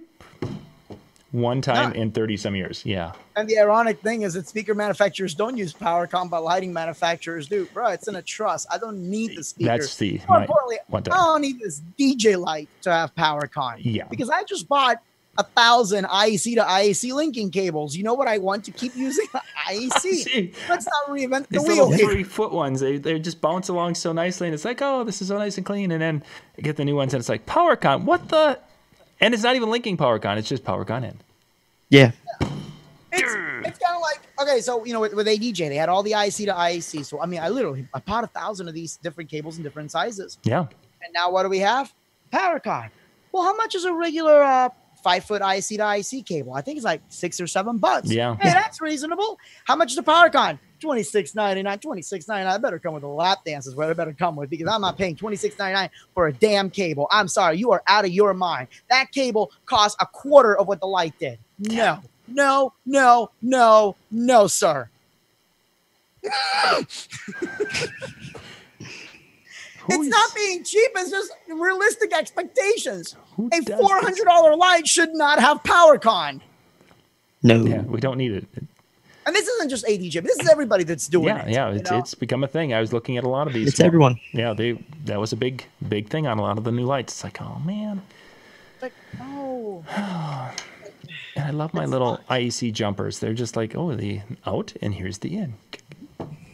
Here's the out. Here's the in. Yeah. And you know what's great is if your cable winds up missing, you can just go to Walmart and buy another one, which ironically enough is $26.99 for an IEC cable at Walmart. True story. Oh. But at least you can buy a cable. You're not going to go to Walmart and be like, excuse me, do you have a PowerCon? A what? I mean, Walmart has a hard enough time understanding what a 2035 battery or watch battery is. A PowerCon, they're like, we don't have that. I call every music store, nothing. It was actually funny enough. I called one of the stores around here, is a bigger ADJ dealer. They didn't have PowerCon cables. I'm like, well, if the dealers for these major light manufacturers don't have them, then why are we pushing the PowerCon thing? Well, it's an expense thing. A dealer does not want to have $5,000 in cable inventory that nobody really is going to buy. Yeah. But yeah, that's one of those unfortunate head scratchers. Like, really? Wow. And again, if I were buying a $2,000 light that I was going to be hanging up above an area, and I wanted to make sure I could see that makes sense to me to a point. But when I'm stringing $400 moving head fixtures across my trussing here, no. Absolutely. Gear wise, what are some of the trends you guys think are finally dying out? God, I'm hoping that the LEDs in the speaker is going to die. Yes. Oh my God! And they were back again with those. And Ian asked right away, Ian, we're finally getting to the your video basement. block punked, and you're trying to keep a straight face. I'm like, John, you know this is garbage. What the hell are you doing? That and on the back of mixers too. Yeah, the Blaupunkt and Billboard booth. If you guys didn't see that, you got to check that out, because I wanted to do that, because it's like, if there's any chance of Billboard or anyone finding and slapping that down. But yes, they're the LEDs, and what there was some of them that were doing more cool patterns on the woofer cone. But now what they're doing is you've got a little lighting on a woofer cone, and then you've got the tweeter, and then above the tweeter it's doing these little fireworks. Little LEDs patterns going on. It's like, when your mixtape's so lame that you have to have the speaker make fire for you. No, you're right. I don't know if that trend is dying, but it needs to just die in general. Now, I have to say though, before we leave that, Numark and Alto both made their light or light wave or whatever they were, but they had their speakers that had the lights in the side, the LEDs. Now, my son, my 15-year-old, found the first application where they look pretty cool. He's using those in his bedroom. He has those speakers laying on the side under his bed. So his bed now has this awesome ground effects going on. That looks cool. So there we go. That is the most apropos application of those speakers with the LEDs going down the front, because his bed will go, you'll have the LEDs chasing back and forth under his bed. That's cool. Yeah. So I thought this was the year the photo booth was going to die down. I thought we were going to see less people buying photo booths. Oh, we're switching gears. I still think that. I still think that gear-wise, photo booth is going to be less and less as far as new people coming in, not as far as the industry itself. Because if anything, John, when you did that coverage of the Photo Booth Expo, that place was huge. It was huge, bigger than any DJ Expo. And it's last year I would say the photo booth was probably 6 times, maybe between 6 and 8 times larger than Mobile Beat. I would say this year it's going to be at least 10 times, because they added another third the space, and I know that some of the photo booth people who were at Mobile Beat, why would they want to do both shows? They were going to be where the crowd is. Last year, Photo Booth Expo had over 3,000 people. Mobile Beat probably had like 800, somewhere in that ballpark. This year, I would say you're going to see probably around that 3,000. He's saying he's already got 3,500 people registered for that show. Registered and who shows up can be two very, very different things. Of course. You mentioned real quick about the trade show, and it just, my mind started thinking about other things right away when you said that. But at Expo, we talked about Monoprice being there. Yeah. Were they at NAMM this year? They were at NAMM once again, and Monoprice, for those of you who are not, they're an online retailer. I meant to say Infocom, but yeah, sorry. They sell their things, and they have cheap. What they were really pushing at this year's show is an inexpensive line array system, but it wasn't the most popular cheap line array system that was out there. I made a video go live earlier today about the DJ Quake 2.1 or something to that effect that you guys can check out. That type of system, we saw 8 different versions of that system, and then I stopped counting because at that time we were down in the Chinese section, and that means that like every third booth had another version of that system. But those are little line arrays, portable line arrays, quick, easy, simple, and very inexpensive line arrays. Mm-hmm. Didn't sound terribly bad by any means. I was actually surprised at the sound quality of that. But that's the kind of stuff that Monoprice is going to be getting. They grab that stuff. They want to sell that crap. Oh yeah, and and I'd be shocked if we don't see them at DJ convention soon enough. I don't think they're going to spend the money. Truthfully, I think Monoprice has enough of a name, and they're happy just to go. And I say this because no, but you say that, but they were at NAMM, and NAMM's a lot more expensive than DJ Expo or Mobile Beat would ever be. Here's the thing: I am actually very excited about Monoprice entering our industry. I am stoked, and I hope they do well. And hear me out, because they'll be like, "Oh, wait, they're cheap." Monoprice is the Brookstone of our industry, right? Mm-hmm. You go into Monoprice website and they have all these really cool things that you do. Brookstone is the store of crap you didn't know you wanted. Oh, until you saw it. But what is Brookstone exactly? It's a bunch of Chinese rebranded crap with their name on it. And I have almost all of it. And it's the same thing with Brookstone. Brookstone is Monoprice. Monoprice is a bunch of rebranded Chinese crap. Yep. It is. But what you get with Brookstone and with Monoprice, you get great customer service. And they stand behind their products, and they do push to find new, unique things. So what's going to happen is you're going to have Monoprice coming in. They hopefully are going to drive down the cost of these damn freaking cables once and for all. But they're going to come up with other things that's going to make DJs slowly pay attention. And maybe the other lighting manufacturers and speaker manufacturers are going to see some of the ingenuity behind it, and it's going to drive competition because obviously they're going to want to be above Monoprice. So I am very excited about that. Also, if anybody from Monoprice ever watches this, if somebody could make a power strip that doesn't have a damn button and just uses a key, because I'm really tired of people shutting my crap off because they accidentally step on it or the truss vibrates and somehow a cable finds its way. I don't know if you guys ever had a power strip shut off on you. Yep. Furman, why the hell are your Furman strips with a button and not a key? Not that hard, people. Let's get out of that rant. Yeah. But really, I hate that. But John, I am actually really excited about seeing Monoprice. When they were there at NAMM at Infocom, like, this is awesome. And a lot of people were rolling their eyes out. I'm like, no, you guys don't understand.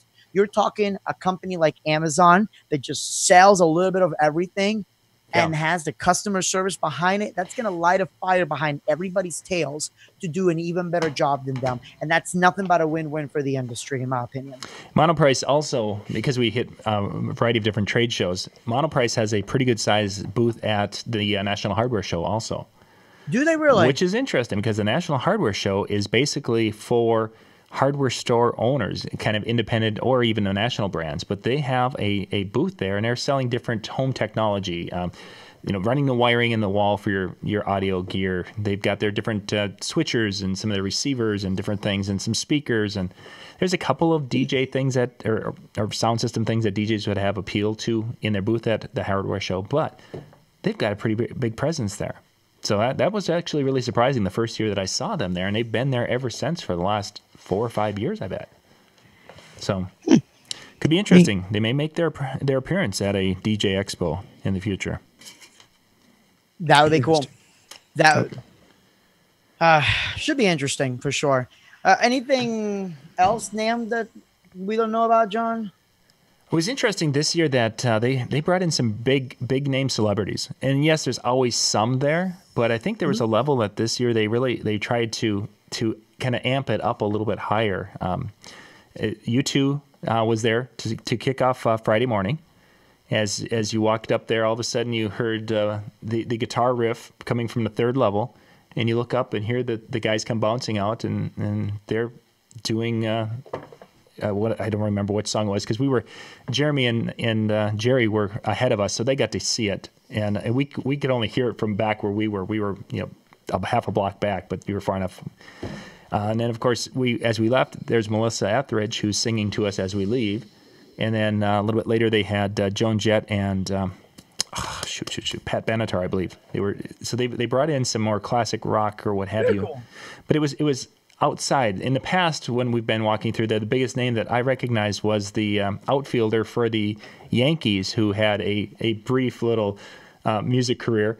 He played one of the times when we were walking out. So this was actually kind of neat to have some performers there that we actually knew, instead of having them somewhere at the House of Blues or wherever else that we'd have never found them. I remember 2 years ago for NAMM, my wife was going celebrity hunting while I was working with ADJ on that one. And what the hell was that? Hit my arm. Oh, that was, I was going to say, against what? A drum set? I was thinking, the gong. Have we been gonged off the show? Yeah. Dang. So, anyways, no, my wife was, like celebrity hunting, and then we got word that Kiss was going to be at NAMM. Oh, yeah. Huge long line. Guys, you would swear they were giving out like free gear or something. A huge long line to get photos with with Kiss. And then they said, oh, it's just Peter Chris. And the whole place went, nobody wants to meet the cat from Kiss? Really? Oh, for those of you younger DJs, Kiss is a group that a lot of fuddy-duddy parents that it stands for kids in satanic service and you're going to go to hell for listening to them. So we can't listen to their music. Yeah. All they want to do is rock and roll all night. And party. But, I kind of laughed at that. And the other big celebrities that we saw was Sinbad. And that was about it that we really saw it now. But, and then, of course, the year before that, when I didn't go, Elton John was at Yamaha. How does this happen? I have no luck seeing celebrities. I do not see them. If they're there, I do not see them. Even the young gal, there was a gal that was going to be at somebody's booth. I don't remember whose booth it was. She was a violinist who did beautiful work. Lindsay Sterling. Thank you. Yeah. It was. Yeah. She was supposed to be there, and I thought I saw her. And it's like, whoa, I finally saw someone who's a celebrity. I don't know who she is, but I mean, it's like, okay, so I finally saw someone. So later, I was feeling good that I can finally say that I saw somebody. Well, it turns out it wasn't her. It was like her handler manager who was standing in her place to get the lights right at the time. Another young gal and such. But I saw a picture of this Lindsay later, and yeah, it wasn't her. So it's like, okay, so. You would know if it's her because there's little angels flying around going, oh. Well, yeah, she's, as they were referring to her, she's this little pixie gal that's in yeah. So guys, if you don't know who Lindsay Sterling is, you need to go open up a new tab and go listen to this girl play. She is good. Yes, I watched some of her videos when they mentioned her, but yeah, I didn't. If you're a wedding DJ and you're gonna play a slow song, it needs to be John Legend's "All of Me" with Lindsay Sterling. God, she's just incredible with that. But yeah, again, if you're going to NAMM just for celebrities, no. Although 2 years ago was when Woz was there, and I missed it. Yeah, I just didn't. Now that's a celebrity right there, yeah. Steve Wozniak. Yeah, I miss everybody. That could be Jake Klein, a friend of a lot of us here. Jake, the drummer, Def Leppard drummer, Ray Allen. No, Allen. The one-arm guy? One-arm guy. Yeah. It's not Ray, is it? No. He's a machine. By the way, next time you fire up your DJ system, try to beat match like a house song with any Def Leppard song. This guy keeps perfect time. And yeah, well, he was actually there, and ironically, he was down. That's cool. He was downstairs at the Hilton. We were upstairs going up to that DJ event, and oh, good. Let me get back to that DJ event here in a minute.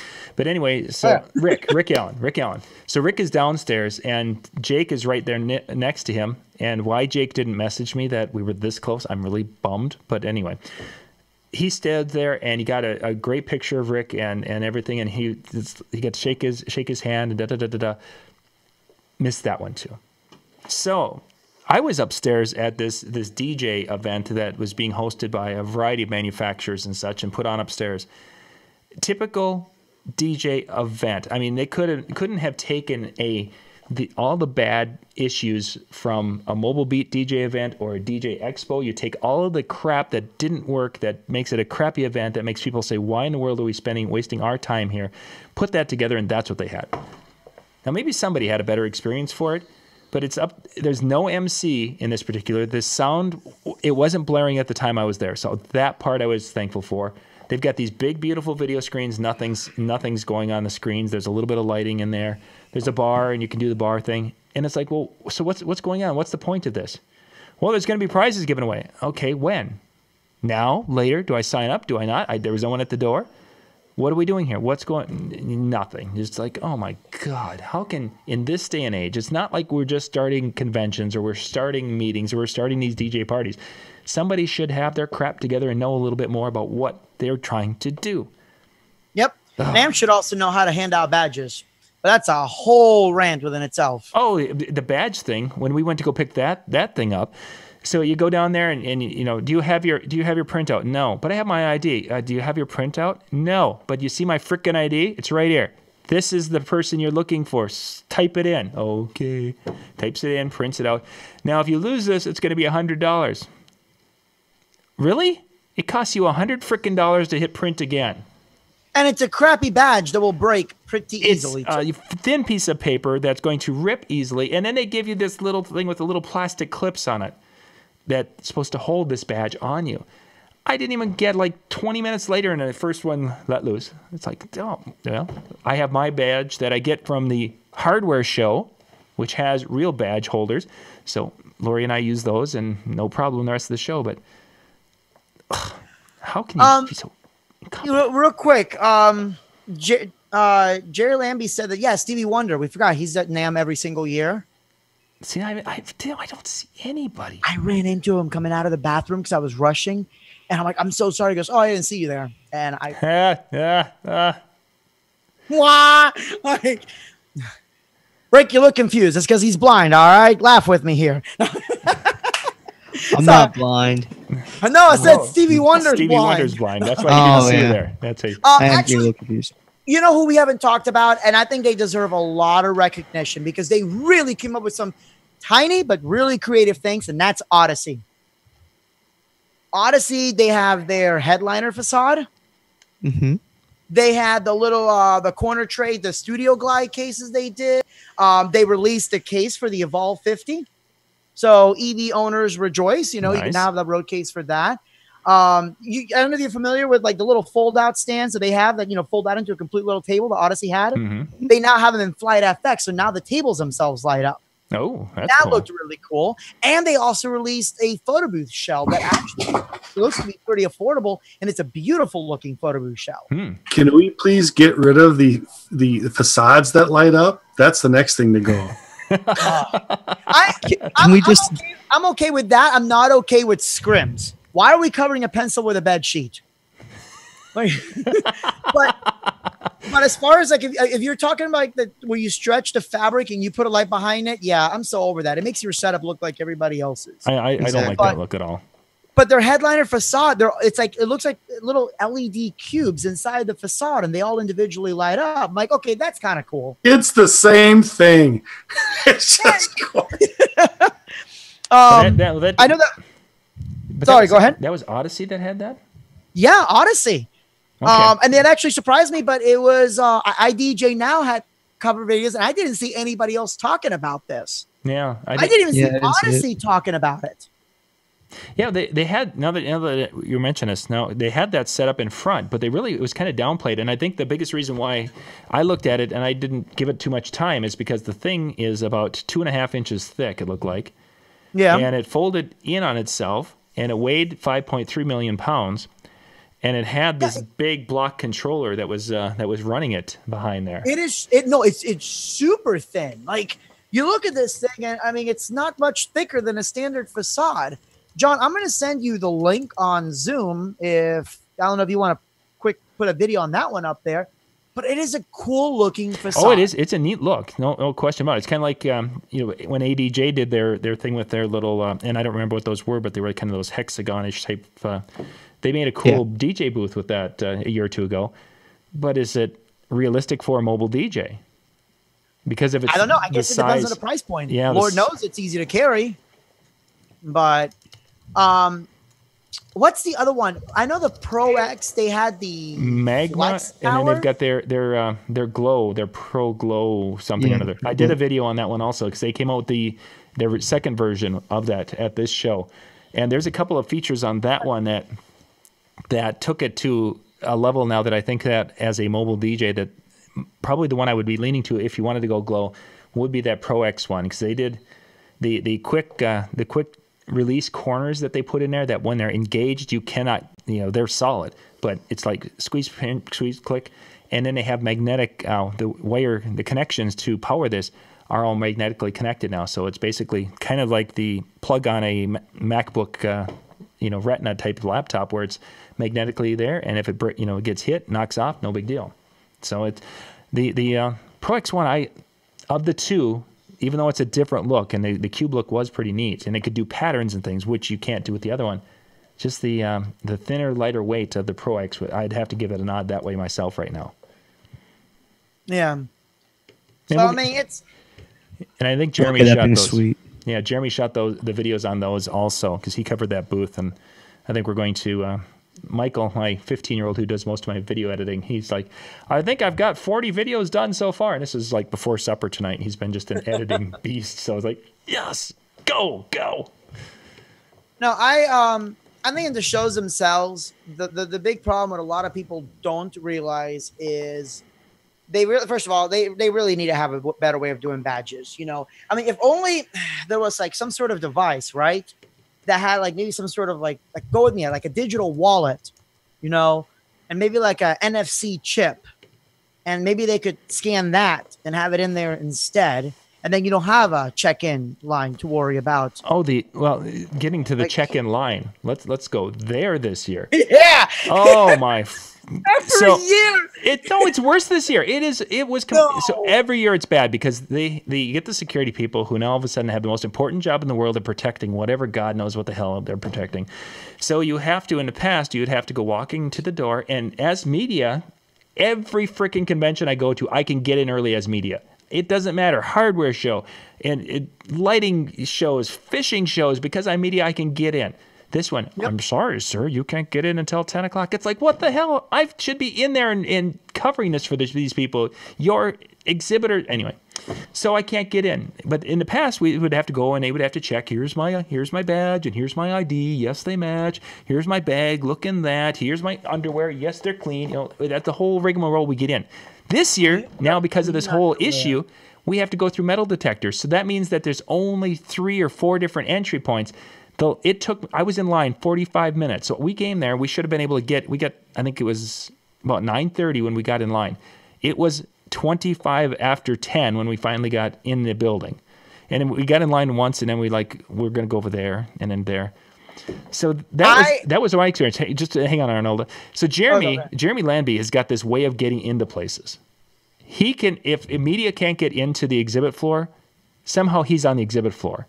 He's got That's what I was about to ask. How did he get in there? Because all of a sudden we're Lori and I are in line, and Jeremy's like, "Oh, I'm going to go and check on the other end." Okay, great, whatever. It's as I said to Lori, it's like he's going to find a line that's longer than mine, and he's not going to get. Within like 2 minutes, we're in.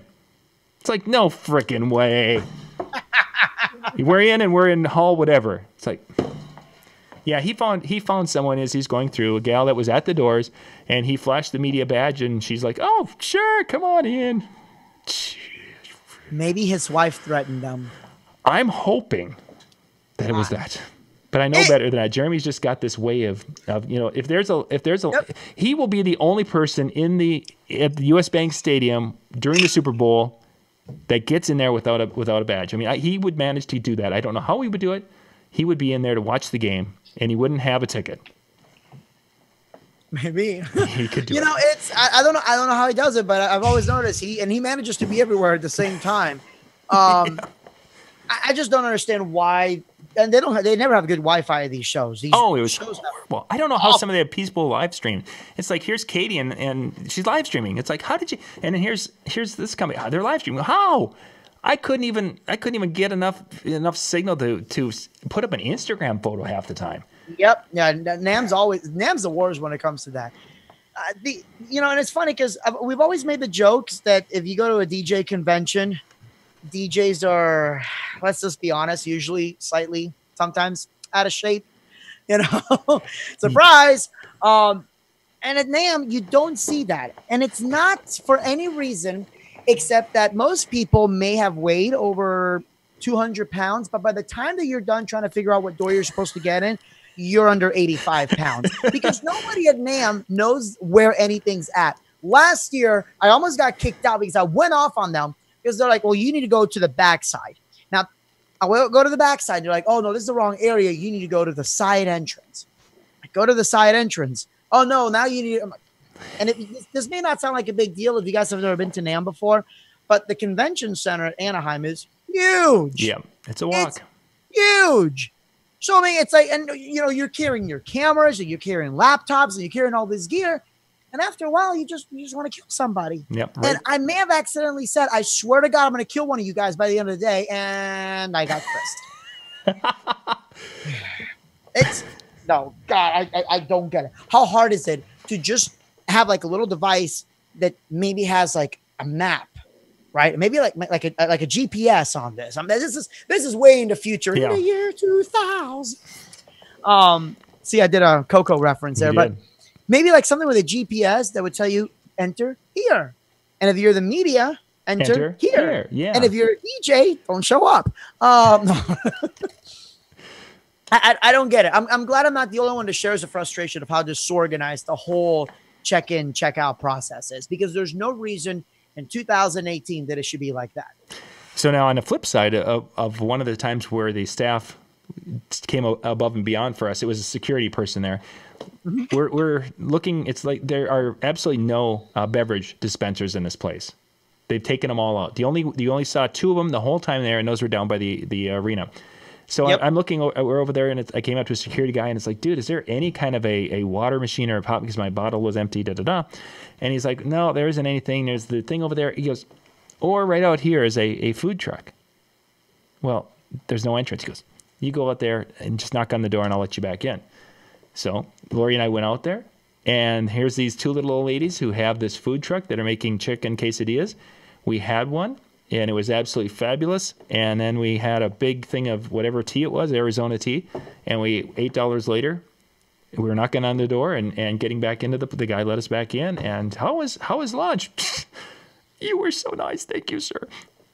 So then the day 2 we were there, and it's like, we're just gonna grab something to eat at the booth over there. 2 of us, $30 later for just getting something small.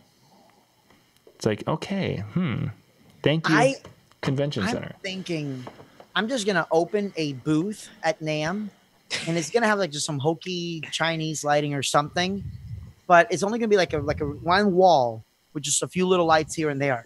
And behind that wall is gonna be about 5 or 6 refrigerators selling sodas for 50 cents each. I'll make a freaking killing. No kidding. It's gonna be the prohibition of sodas. I'm gonna be the speakeasy. You will. You would. And great. No one can. They'll have to have a code that they come and knock on the lighting wall. Yep. And then they'll have people there with like big Tommy gun cases, violin cases. No, these are really violin cases. It'll be awesome. It'll be awesome. It'll be fun. All right. So the next show is it's Mobile Beat. Yeah, that's coming up here in just a little over a month. Mobile Beat and. How? Have you noticed this is the most silent Mobile Beat ever? Usually, Brian is inundating the whole web. I cannot speak today. Spamming the whole web. Inundating the whole web. And you don't hear as much. They've had a string of live streams that they've been doing. I've noticed that, but they had that, and they've had some decent numbers that are showing as far as that are seeing those videos. To put that in perspective, we put up some of these videos from Instagram that went from Instagram to Facebook, and those videos had that many views in 20 minutes. So, I mean, it's the live reach looks good, but it isn't as good as it would look, because that's the way Facebook plays the game. Have they announced who the big performer this year is going to be? I couldn't tell you, because I don't want to sound mean or anything. It's just with having. For our situation, we've got the little show that Monday we're going to be covering one show at the convention center for the Weekend Handyman channel. Tuesday we're going to be Photo Booth Expo. Wednesday we're going to be at that. The evening entertainment, my evening entertainment is going to be getting in bed by about 8:30, 9 o'clock. And it's not for anything beyond sleep. I'm just going to say that right now. It's going to be John getting there. This is like Friday night at NAMM. We got back to the room and Jeremy's like, hey, we should go have something to eat. and you grab a box of jerky. You had a couple of pieces of jerky, and it's like, wow, that bed's looking really good. And it was, I think the lights were up by 9 o'clock Friday night. I'm old. Yep. I'm old. Oh, well, you know why we didn't know who the announcer or who the big performer is? Because they just announced it 2 hours ago. Oh, who is it? Vanilla Ice. They're bringing and surprise guests. Hopefully it's hopefully it's what is it? His right hand man on the Vanilla Ice Project show. Boy. Yeah, I'd actually, that would be fun to listen to those guys talk for a while. Yeah. Yeah, it just says special guests, and I'm curious, and I'm actually really curious because usually you and I hear from Ryan Berger by now about all the details. He's been very secretive, so I'm sure he's going to pull something big out. I'm assuming there's going to be a last minute thing. There's a couple of promotions and things that they have been doing recently that have been kind of circulating around for people to get some last minute passes. So I'm wondering if they're getting those out of the way, then they're going to announce and try to sell the last seats and such here of the show. Yeah. But yeah, John, are you going to be part of the official broadcasting coverage of Mobile Beat this year? No, I've not been the official broadcast coverage of Mobile Beat because Ryan's had what's her name, DJ Dana. She's been the one interviewing and doing the things, and then there's a company that actually videotapes some of the seminars and such, and they'll be doing the other stuff. We will be still covering some of our advertisers and things that are there, but we're not going to be.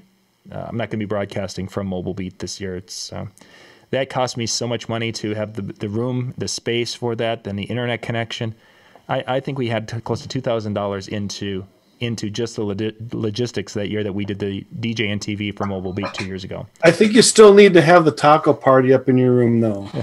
Well, if we're going to do that, it's going to be we're basing ourselves out of the Spring Hill Suites, much nicer facility, bigger rooms, bigger things there, and we've been in contact with them and talked to them about actually doing something there because they have a nice space, and they were like, yeah, we'd love to do that and have you up there because they would love to have more rooms sold because it's another $30 to buy the room up there, but night and day difference. This from going into a rant, but I've known John since rant 2006, I believe. You would rant? Yeah. Wow. This is a night of first, ladies and gentlemen. Please write this down. Arnoldo's going to rant. I have known John since 2006. I met you at the Disc Jockey News convention. Yep. I've been proudly working with you on Disc Jockey News for a long time. Actually, my first articles were on the Disc Jockey News. I've been going to Mobile Beat for years now, and I'm just finding out you have a taco party. Well, we did that. Maro. Thanks a lot, friend. Maro Luna. Actually, it's not a taco party. It's a tamale party. It was our tamale. We did that at Mobile Beat 2 years ago. That doesn't make it any better. It was. Thanks, Scott. Sorry. Scott. He's hurt. Thumbs this video down right now. We're done now. Where's the thumbs down button? Orale. Man. But yes, we teamed up with Maro Luna 2 years ago, and he had been doing a tamale party. The year before. Yeah, he invited me because apparently he likes me. Oh, yeah. You don't. Yeah, he's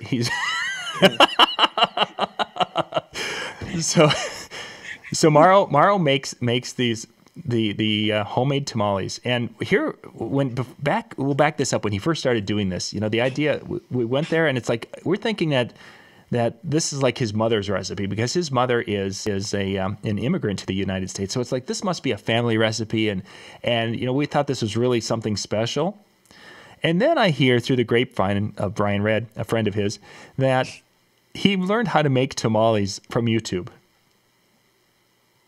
So, really? So it's like, I mean, they're very good. Don't get me wrong, and it's an enjoyable. And he does a wonderful job. But it's like here we were thinking this is some family recipe that's going handed down, and he's the only one who knows how to make the tamales like Mama does. And we thought we were getting this all excited and such. But hashtag no invite to taco party. That's going to be the new hashtag. My wife just texted me. She goes, "Who are you yelling?" I'm like, I'm still doing a live stream. John Young apparently has been throwing taco parties in Mobile Beat. Did you know this? Tamale parties, please. Sorry, John. Taco parties, like. Tamale And my wife's like, no. I'm like, right? Oh. This is no, okay. Forget talk about trade shows for a second. Let's do a seminar on friendships for a minute here. She's like, why were we never invited? What the F? I don't like him anymore. John Young's pastor, if you're watching this, can we please, John Young? Turn your volume down, please. And this is going. Well, I am so sorry, John. Yeah, he's just let the cat out of the bag. This is why we can't have nice things, Scott. I'm just saying. John's like, where is Scott's mute button? Yeah, where is that? I gotta find that. I mean, jeez. Rick, did you know John Young was throwing taco parties? And I swear to God, if you say you've been there, I'm going to murder somebody by the end. I wish I could. That'd be hilarious. My wife says one does not simply skip a friend for a taco party. And Arnoldo, when I was there, there was hardly anybody there. He even brought me on the broadcast one night because you weren't there. So, yeah, what's up? Arnoldo was up in the room for that in our suite. We did the broadcast, but he was in the morning. Yes, we did. We did. And I didn't get tacos. You didn't wear tacos either. No. Now, of course, it was 7 o'clock in the morning. Who am I kidding? Tamales. It's always a good time. I'm sorry, Rick. Yeah, Rick's right. It was tamales, by the way, not tacos. Corn wrapped tamales. Tacos. Listen, I'm Hispanic, so I can say this. All Hispanic food is a crap load of meats and vegetables put together in some sort of flour or corn surrounding. Challenge me on this because that's exactly what they were. It's the exact same thing. That's exactly what it was. Beautiful. Yeah, just visit Taco Bell sometime. It's all the same thing. Just this wasn't Taco Bell. Taco Bell is the Westboro Baptist of Mexican food. Oh my God, my wife is memeing you, John. I'm gonna have to cover the word since it's on your personal stream, but this is what she wants. Go that way. Go to the, where is he? Where's That's great. Oh my. That's funny. This is if you guys are watching this, if you can just leave in the comments below if you've ever been invited to one of John Young's tamale parties, because this is news to me. Arnoldo, that's where they rant about you. They have to have them separate. Would not surprise me. No, he didn't. And you know what? It may have been, to John's defense, it may have been when I was doing like a seminar or something, but I guarantee you, I could be doing a seminar. It could be sponsored by ADJ. I get a message, tamale party. You know what? Y'all can figure this out. I'm out. Yeah, so there's the power switch and dirty looks. There's the book. She's holding a finger, and to quote him, and it's not the index or the pinky or the thumb. It's the one you put up. Never mind.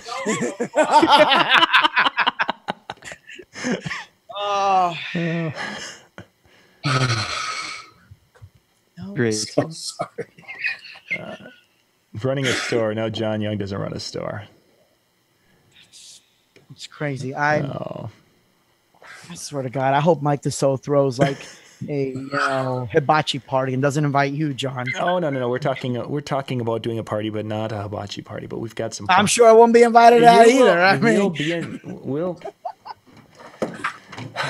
Yes, we'll have to make sure now you get the first invitation, and we'll have to make sure it's an engraved invitation, so that way potentially delivered by Gypsy.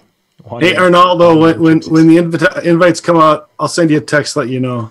I appreciate that, Scott. You're the real MVP.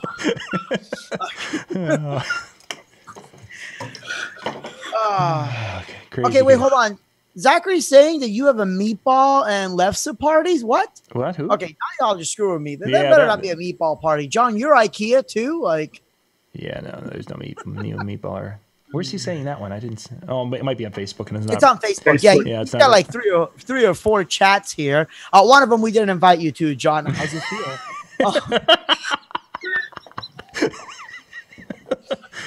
Where is it? I'm looking. That is the one thing, in all seriousness, that you did mention about NAMM is the lack of food there is just awful. Yeah. Which DJ Expo, even though you're stuck with expo food, it actually wasn't terribly bad food as far as what was available in the area. Yeah, no, not a bit. Not this. You know, obviously same, but just because it's really hotels. But yeah, NAMM, there's always like one food truck there, and it's not, if it's the same food truck that I had last time, it's not bad. Actually, they had 2 food trucks last year. There was a Mexican one, which was delicious, and then there was a lobster roll one, which wasn't bad. Oh yeah, I remember that one. But because there's only a couple of them, the line takes so damn long. And I don't know what it is about NAMM that attracts every D-bag with a vape, and they all decide they have to vape right then and there. It's like a freaking fog machine convention outside of NAMM every single year. Let's talk about the walking around in the midst of the newly legal marijuana world of California. Oh, that's right. Holy cats. That's why you had a taco party. Taco party. You know how many Twinkies I ate after walking through that? Oh my goodness gracious. So you go through that and it's like, what? No. Ooh, no. And then you walk past the food trucks because once you go through, so first you get the hemp as you're leaving. Then you go past the food trucks. By the time you're done with that, you're like ready to eat the half of a cow is behind there. Just, makes you want to go hide inside the M&M store. Yeah, there's something. It was just incredible that the amount. And so we're walking to go get something to eat, and here's a homeless person who's got a joint there, and they're smoking and they're doing their thing up by the bus stop, and then somebody comes running out of nowhere, and they're like, dude, can I have a hit? So the person hands them the thing, and they take a drag off it, and then they hand it back. It's like, how desperate and stoned or something must you be when you were going to go up to a homeless person and take a drag off their joint? You don't know what in the hell they could have any number of diseases, and you're taking something that they've had in their mouth and putting it in. But do you see the homeless person had the decency to invite and share his dank with the other person? I just don't understand your point. You understand my point? And my point is, you could have shared some tacos or churros or something. But no, you're right. And you would think there would have been more food trucks over in NAMM, but no. Yeah, no, they just. Do they allow because they have like the smoking sections not inside the convention center, but in those areas there where people actually smoking like actual weed inside that. No, I didn't see anything in that because Lori and I went and sat out there to find a spot to sit for the second day on Friday. Find a spot. But the so we're out there in that smoking area, and there's a guy who's got his dog. That was another thing. The number of dogs at the whole. You guys have heard people talk about this. The service dogs. Yeah, right. So this guy's got his backpack, and he's got this little 2-pound little nothing dog. Little yappy thing. And so he's over at one of the tables, and he, dog's in his backpack, and he pulls out this thing. He unfolds this puppy pad, sets it on the ground, so his dog will go potty right there while everyone else is eating around him, and then picks that up, throws that in the garbage, puts his dog back in his backpack. It's like, I'm just not a big fan of having dogs. I'm a dog person. I love my dogs, but there's absolutely no frickin' way that you should have a dog in an eating area, even in a facility like the convention center. Or I bought a leash and a harness for my chicken, so I'm just letting you know. Yes, that's because of your anxiety. That's a service chicken. Mm-hmm. So we get onto the airplane to come home. Let's continue on the service dogs. There's two folks sitting in the front of the airplane, looking like they might have just they probably were the homeless man that was smoking the joint. They're on the plane. They look like hell. They're tattooed from head to toe. And it wasn't tattoos like real tattoos. It was like black permanent marker. They've written all over their bodies. And they've got their clothes, they smell. And here they've got 2 service dogs. And they have these service dog patches on the sides of them. And they're sitting there, and the 2 of them are hunched in this little, they're kind of whispering to each other in this little weird kind of a gremlin way. And it's like, okay, if this isn't a disturbing sight in so many ways, I don't know what is. And that, it was like, ew. I'm going back there. It's not Minnesota. So the homeless guy had enough money for a joint, huh? He must have. I didn't give it to him. I bet you there was the same. He probably once we turned around. We all know you don't share anything, John. I mean, we just learned that about 5 minutes ago. Exactly. Oh. No, just with you. Oh. Precisely. Everyone. I don't like Rick anymore. I'm unsubscribed to YouTube channels. Arnoldo, you should feel really special because you're the only one he doesn't share anything with. I guess. Jeez. Thanks, you're original. No. I lost my train of Those thought. of you guys that don't know, we have a private chat going on, and Scott just said, I'm not sure how much I can apologize. This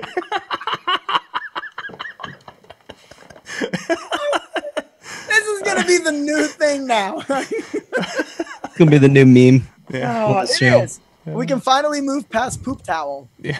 Well, Can we move past poop I towel don't know. yet? That or was is it- such a classic. Okay, I'm going to ask you a question. This has been going on at NAMM. I've been seeing this hashtag trending more and more, and I don't understand it. What is poop scratch? I don't know. I did Like, not. major turntablists are sharing the hashtag. If you're in the comments, please let me know. Hashtag POOP scratch, but with a K.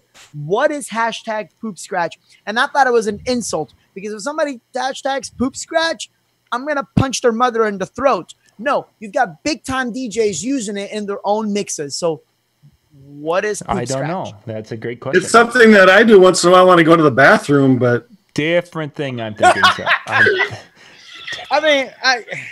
And the only reason I thought about poop scratch was because we were talking about, poor Ricky and his poop towel. But that was that was an experience.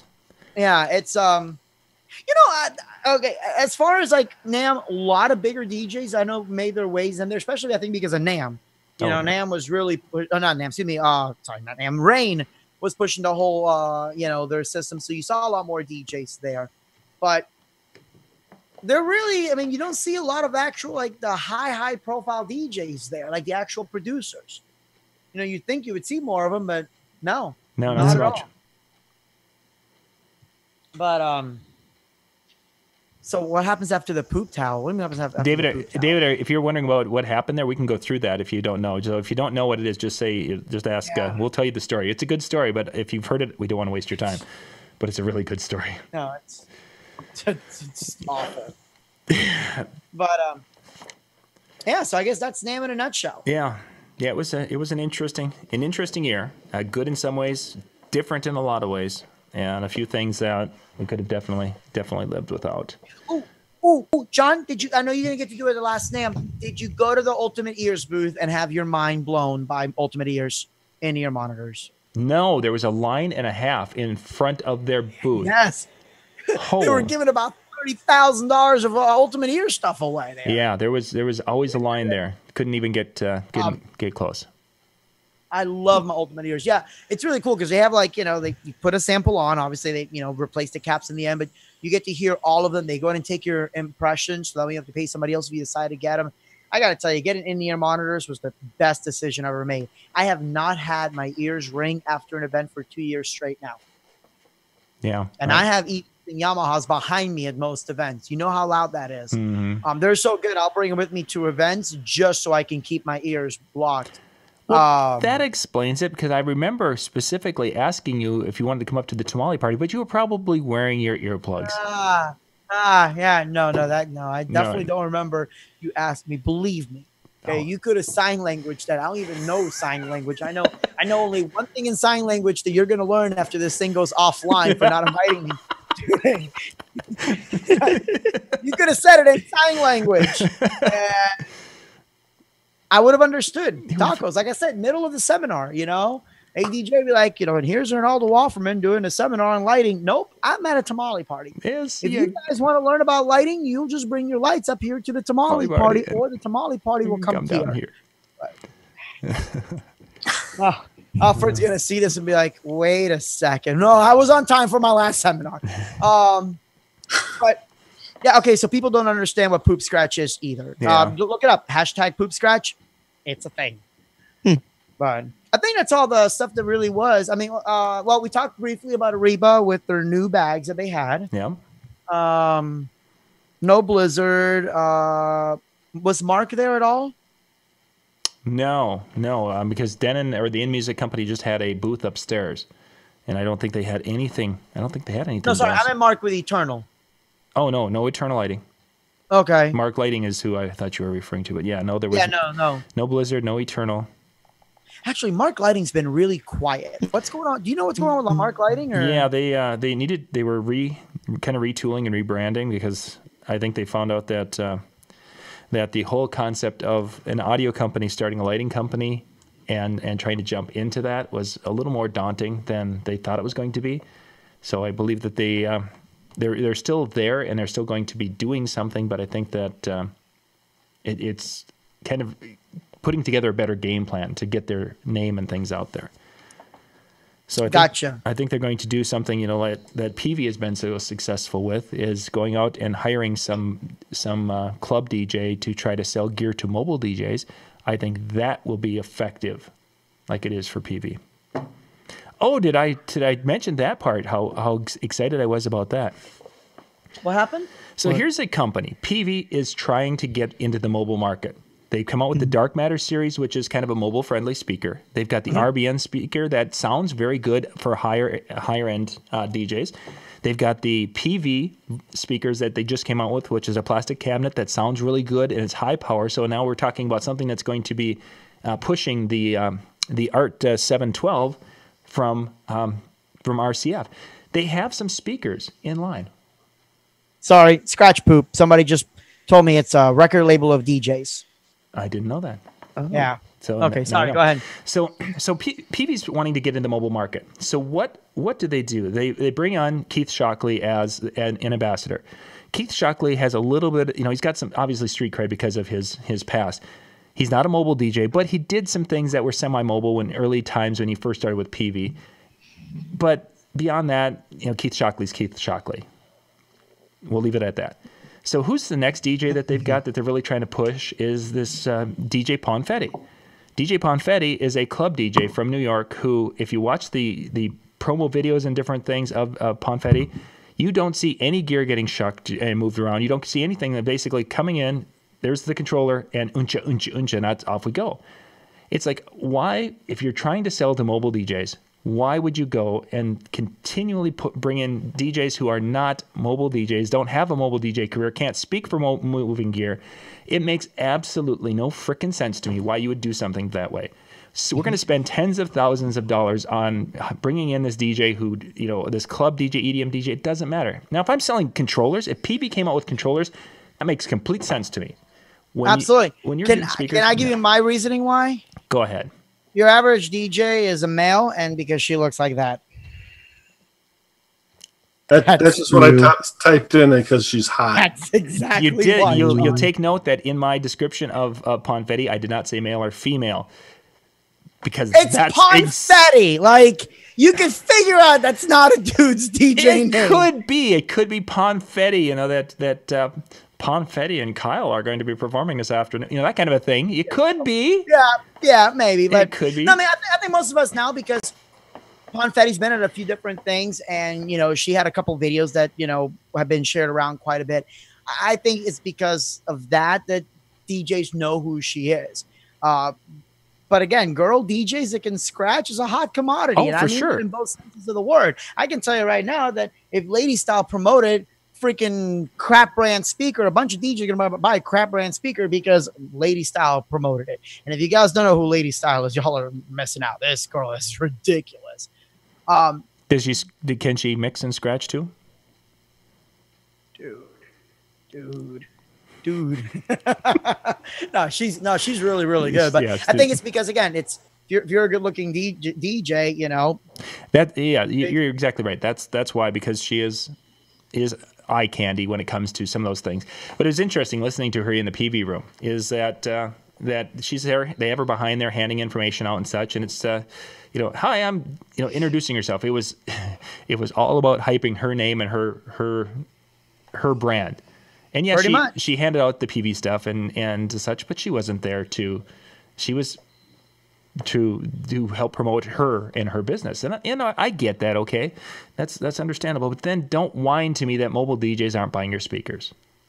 You know what? Let me I'll tell you this. If it were me and PV came up to me and said, "Hey, how would you revive our brand?" Because PV needs a lot of help with their brand. They do. Here's an idea. Take the Black Widow speaker and only make that and have 3 price points of the Black Widow speaker. Because I think it goes without a shadow of doubt that we could all agree, no matter what we think about PV or speakers in general, there will never be a driver like the Black Widow driver. It was good. Very good. That was very good. If you guys are not familiar with the Black Widow driver, it is a robust driver. You couldn't just put any little cheap amp. You have to have something that will move it. And most amps don't have that kind of power. It's a beefy driver, but it's field replaceable basket. You're not sitting there. If you blow the driver, you're not sitting there trying to cut around. It just literally unscrews and you screw the new cone in. It's beautiful. Yep. I loved the Black Widow. And for what it was, it sounded good. Mm-hmm. It sounded good, and it took a beating. You know, EV would blow them out of the water as far as sound quality. There's no doubt about that. But that's not what the Black Widow was about. It was about being an affordable driver that could be replaced and was compatible. The field specs match almost every speaker out there. And I'll tell you how beefy these drivers are. I put a Black Widow driver in my Yorkville. The Yorkville amp would barely move that sub. It is a serious driver. But yeah, Black Widow was incredible. I don't know why PV got away from that. Why they're doing I've heard some of their stuff they released the last 3 or 4 years, and they tried doing stuff with ribbon tweeters. They should never touch a ribbon tweeter ever again. They were not silk tweeters. They didn't sound good on that. And I know some of the new speakers, I think the ones you mentioned, do use a silk driver, which makes all the difference in the world. Yeah. Yeah, especially that new PV, the PV, not PEA. It's just letters P and V. That series of speakers is the newest one that they came out with at Expo. And it definitely has a step up in sound, I think, in many ways. The RBN series, what I was really disappointed is I had those here at the office, and I did some, putting them together, and did a little tweaking in tone because they have a lot of DSP settings, and the DSP settings that they have in there that they're recommended for DJ they were crap. They were basically they would be the settings that you would use if you want to blow the speakers up. What you would take, and you'd take and bump the bass way up, and you've got the highs, and everything just sounded like crap. But if you play with it and try different settings and adjust that, and then you adjust this up, they sounded really, really good. Now, I've heard them at Mobile Beat when they did the DJ takeover. Mm-hmm. I don't think there was anyone there who knew how to set those things up. There never was anybody. It's like they were there, and they sounded like crap, and then they were redlining them. So after a little while, you had all of a sudden, the woofers bouncing their way across the dance floor because they shot the cone, the basket right out of it.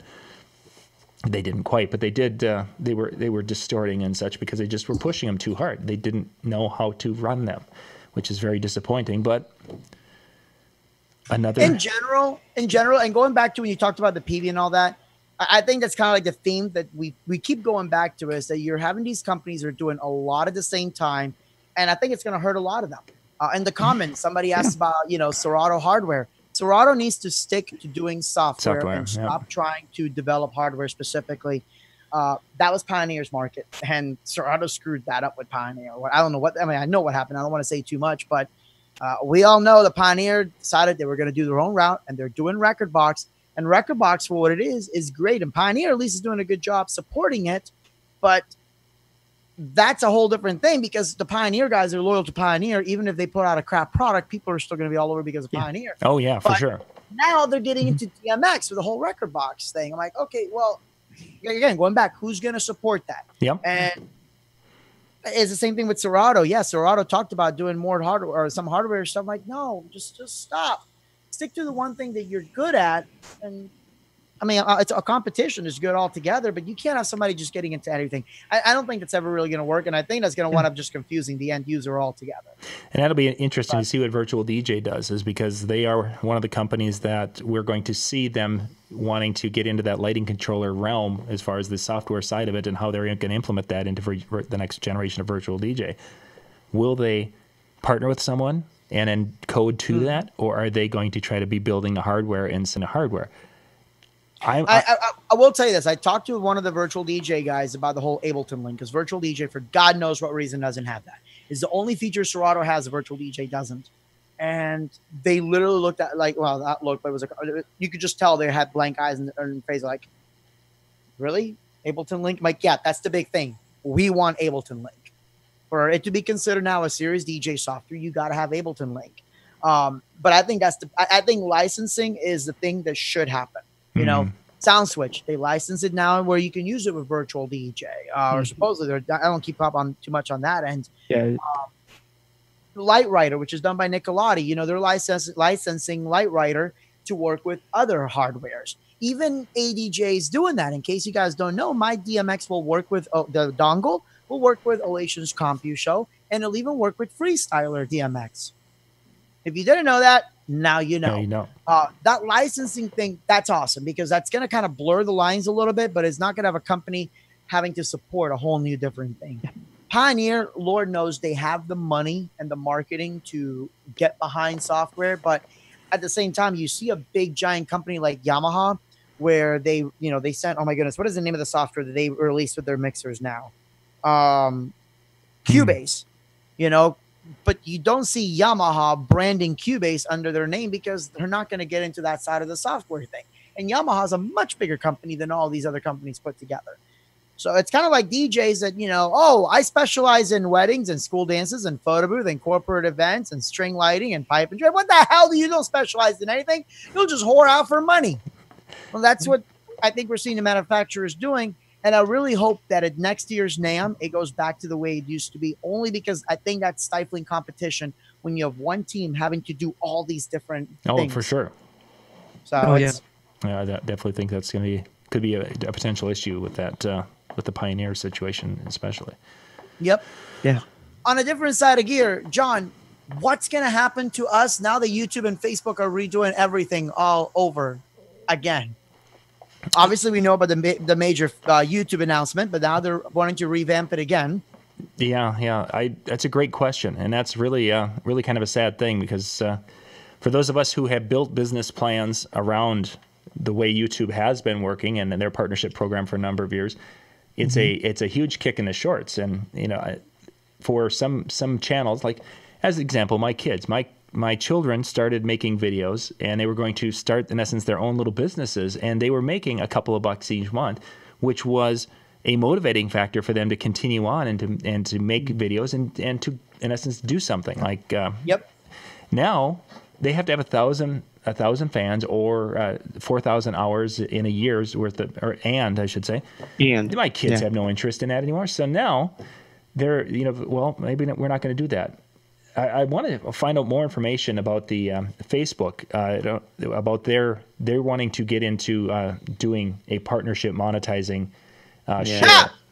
They've been saying that. They've been saying that longer than Gemini said they're going to release that controller. Yeah, y'all know what I'm talking about. Yeah, and that'll be an interesting thing if they're actually going to do it. Because if they're going to do it, boy, there's not going to be a better time to do it than now with YouTube doing their thing. So no, you're absolutely right. One of my close friends, Brian Glenn, he owns Cigar Obsession. He's like the largest cigar reviewer in the world. And well, you've talked to him a few times. Yeah, we did. Yep, we did. And we were talking about that. It's like, you know, YouTube in general has gotten worse for partners. Rick, I believe you monetize videos as well, correct, on your channel? Yes. I mean, a lot of us saw even our ad revenue getting cut in half. Oh, yeah.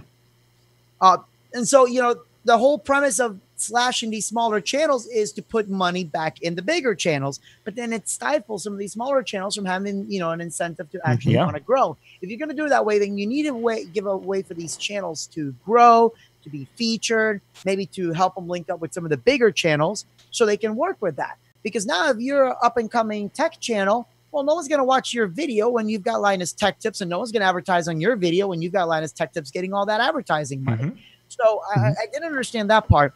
But even, 2-3 years ago is when this issue really started happening about our ad revenue getting cut in half.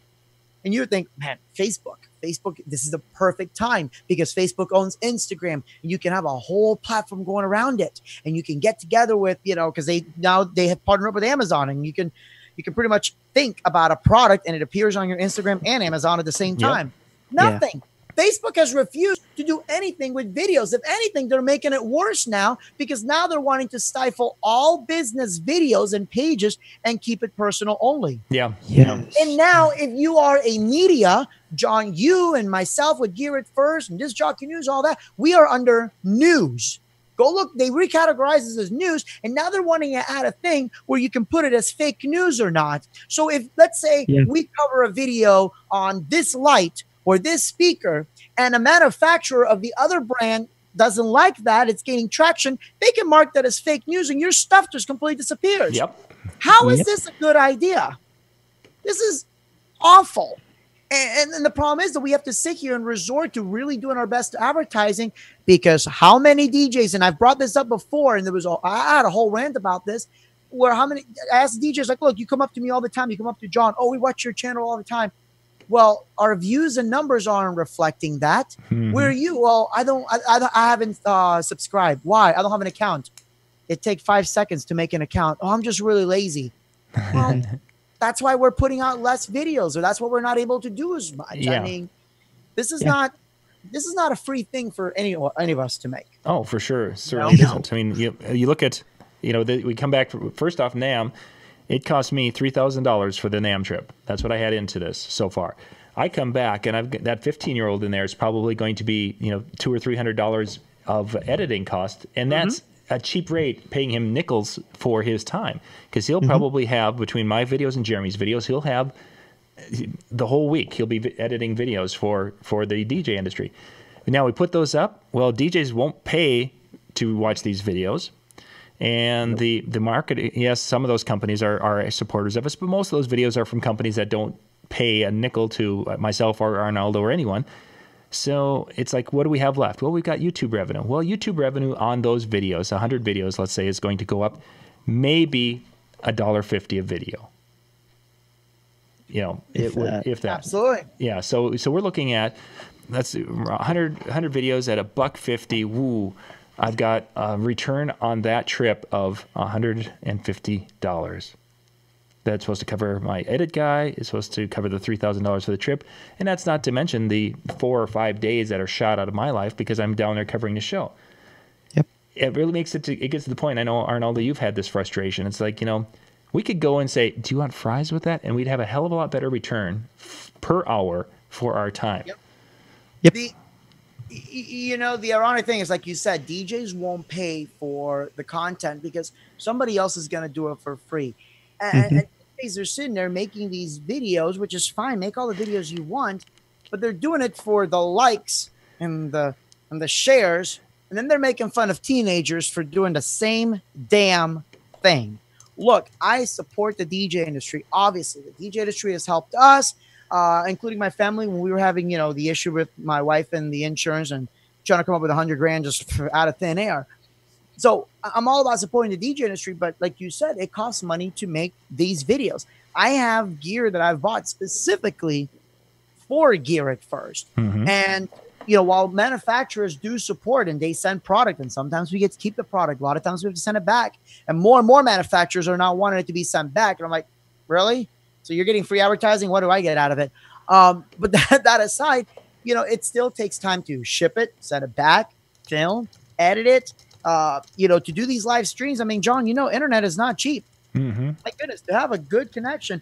So that part bugs me. And now that YouTube and Facebook are making it harder, I'm just like, screw this. I don't need to do this. I'm so busy with 4 schools only. I can hang up here at first. And there's still a part of me is like, no, I still want to support the industry. I want to support the manufacturers too. It's getting hard to. Yeah, it really wearing out. It really is a difficult thing.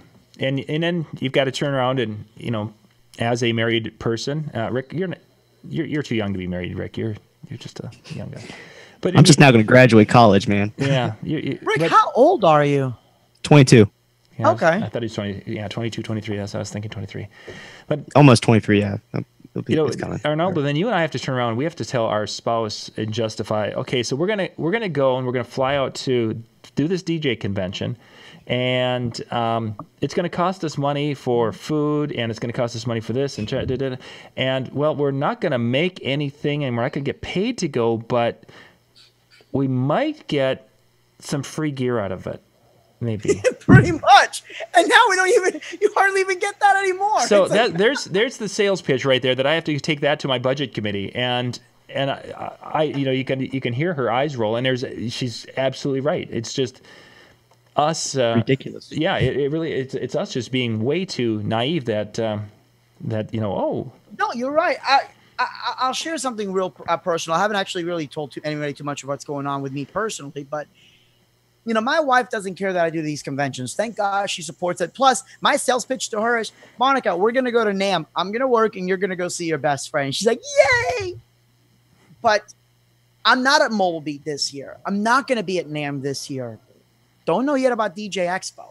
And it really came down to, here's how much money I make in that week. Okay, whether I'm working for a DJ, not you know, as a seminar, where because they're sponsoring it, or I'm selling master school dances, or from YouTube. Here's how much money I make in that week. Here's how much money I make one day working with 4 schools only. One day. Like, I'm not going to share numbers specifically, but it's 10 times more that I make one day in 4 schools only than I make 1 week at Mobile Beat or NAMM. Gee, what am I going to do? You know, and between trying to do the reviews for Gear It First and trying to run 4 schools only and doing my own personal things as a lighting integrated with some of these nightclubs, I don't get a lot of free days off. So if I get a free day off, the last thing I want to do is go to a trade show, which is a shame because I love trade shows, but support's got to be a two-way thing. Yeah. So if those of you guys that are watching, if you're not subscribed, quit being lazy. Just hit the subscribe button. Make a fake email if you're worried about spam or whatever, but you guys that aren't actually clicking the thumbs up and subscribing and sharing, that's why you're seeing less people put out videos. And it's only going to get worse. I'll tell you, the one person that gave up, and maybe this is why he did. I don't know. I want to bring him in and ask him. But Mikey Mike. Yeah. The YouTube community took a huge hit when Mikey Mike left that part. Because Mike's videos were unique. They were fun. Somebody that, hey, you know? Oh, yeah, exactly. He had his style. You know, now we know Jose is with ADJ, of course, but the Crossfader show, that was another great asset that we had. And again, people don't want to support that, but then when it disappears, why did it go? Yeah. It's pretty much what it came to. You know, it's kind of like the NAMM. You know, I'm watching like your videos from NAMM, and I'm hearing the people that are talking about the videos. But then I'm seeing the numbers. I'm like, okay, this isn't adding up. What the hell is going on? It was the same thing with my channel. You know, I don't get it. You know, with me, I don't go to the manufacturers and say, hey, you should let me review your product because I have this many subscribers. It's basically, here's my retention rate. I can't tell you how many subscribers I get because DJs are lazy and don't want to subscribe. Exactly. And I don't think that's just in a DJ. I mean, we look at, let's go over. Oh, no, it's every industry. Yeah, you go over to my Weekend Handyman blog, which is, I mean, there's some videos on there that have 100,000 views on that. And there are many videos that have 20,000 plus views on those. And they don't subscribe. And that could be, I can understand that maybe a little bit because it's something, if I have a project, okay, I want to fix a rake handle. Well, then this video that has the 100,000 views would pop up and such if that's what you were searching for. So I can see that that's kind of a one-off thing where you're going to, you know, oh, I need to do the roof. Oh, here's a video on that, and then I'm done. But God, the DJ industry, and then I scratch my head. It's like, okay, so our channels are just this really slow growth, and then all of a sudden you'll see a channel that's basically somebody sitting there and mixing, and they'll do that for an hour or two a night, and they have like 45 million subscribers on their channel. So I'm thinking to myself, what in the hell are they doing that we're not doing? Interestingly enough, is one of those people. There was an article talking about people buying likes and such and buying followers. And they were named in the secondary part of the article as one of the companies that are people that one of their staff members bought 250,000 followers on their channel. It's like, wow. Okay, so it may not be that in order to be successful at that high of a level, unless you're Taylor Swift, that you're going to have to be buying to become that influencer. I don't know. I think there's a couple of things that come in mind because, you know, I mean, obviously I watch other DJ videos and stuff, and there are some people that, you know, gain their viewers really fast. Rick, you're one of them. You gain viewers pretty fast on your channel. So congratulations on that. He's done very well. But you put out good content in your videos. Almost to the point that I'm like, dude, you should be charging for it because screw these guys, they're not paying for it. You know? Yeah, I know. Well, it's one of those, honestly, like I don't do as many gig logs for DJs personally because they're not paying. My clients are. So my gig logs are for my clients. Exactly. You put out good content with yours. But then there's other channels that are up and coming so fast. And I don't understand why, because while the video production may be good, they have zero informative content. Like if you were just to like write down what they talk about, nothing.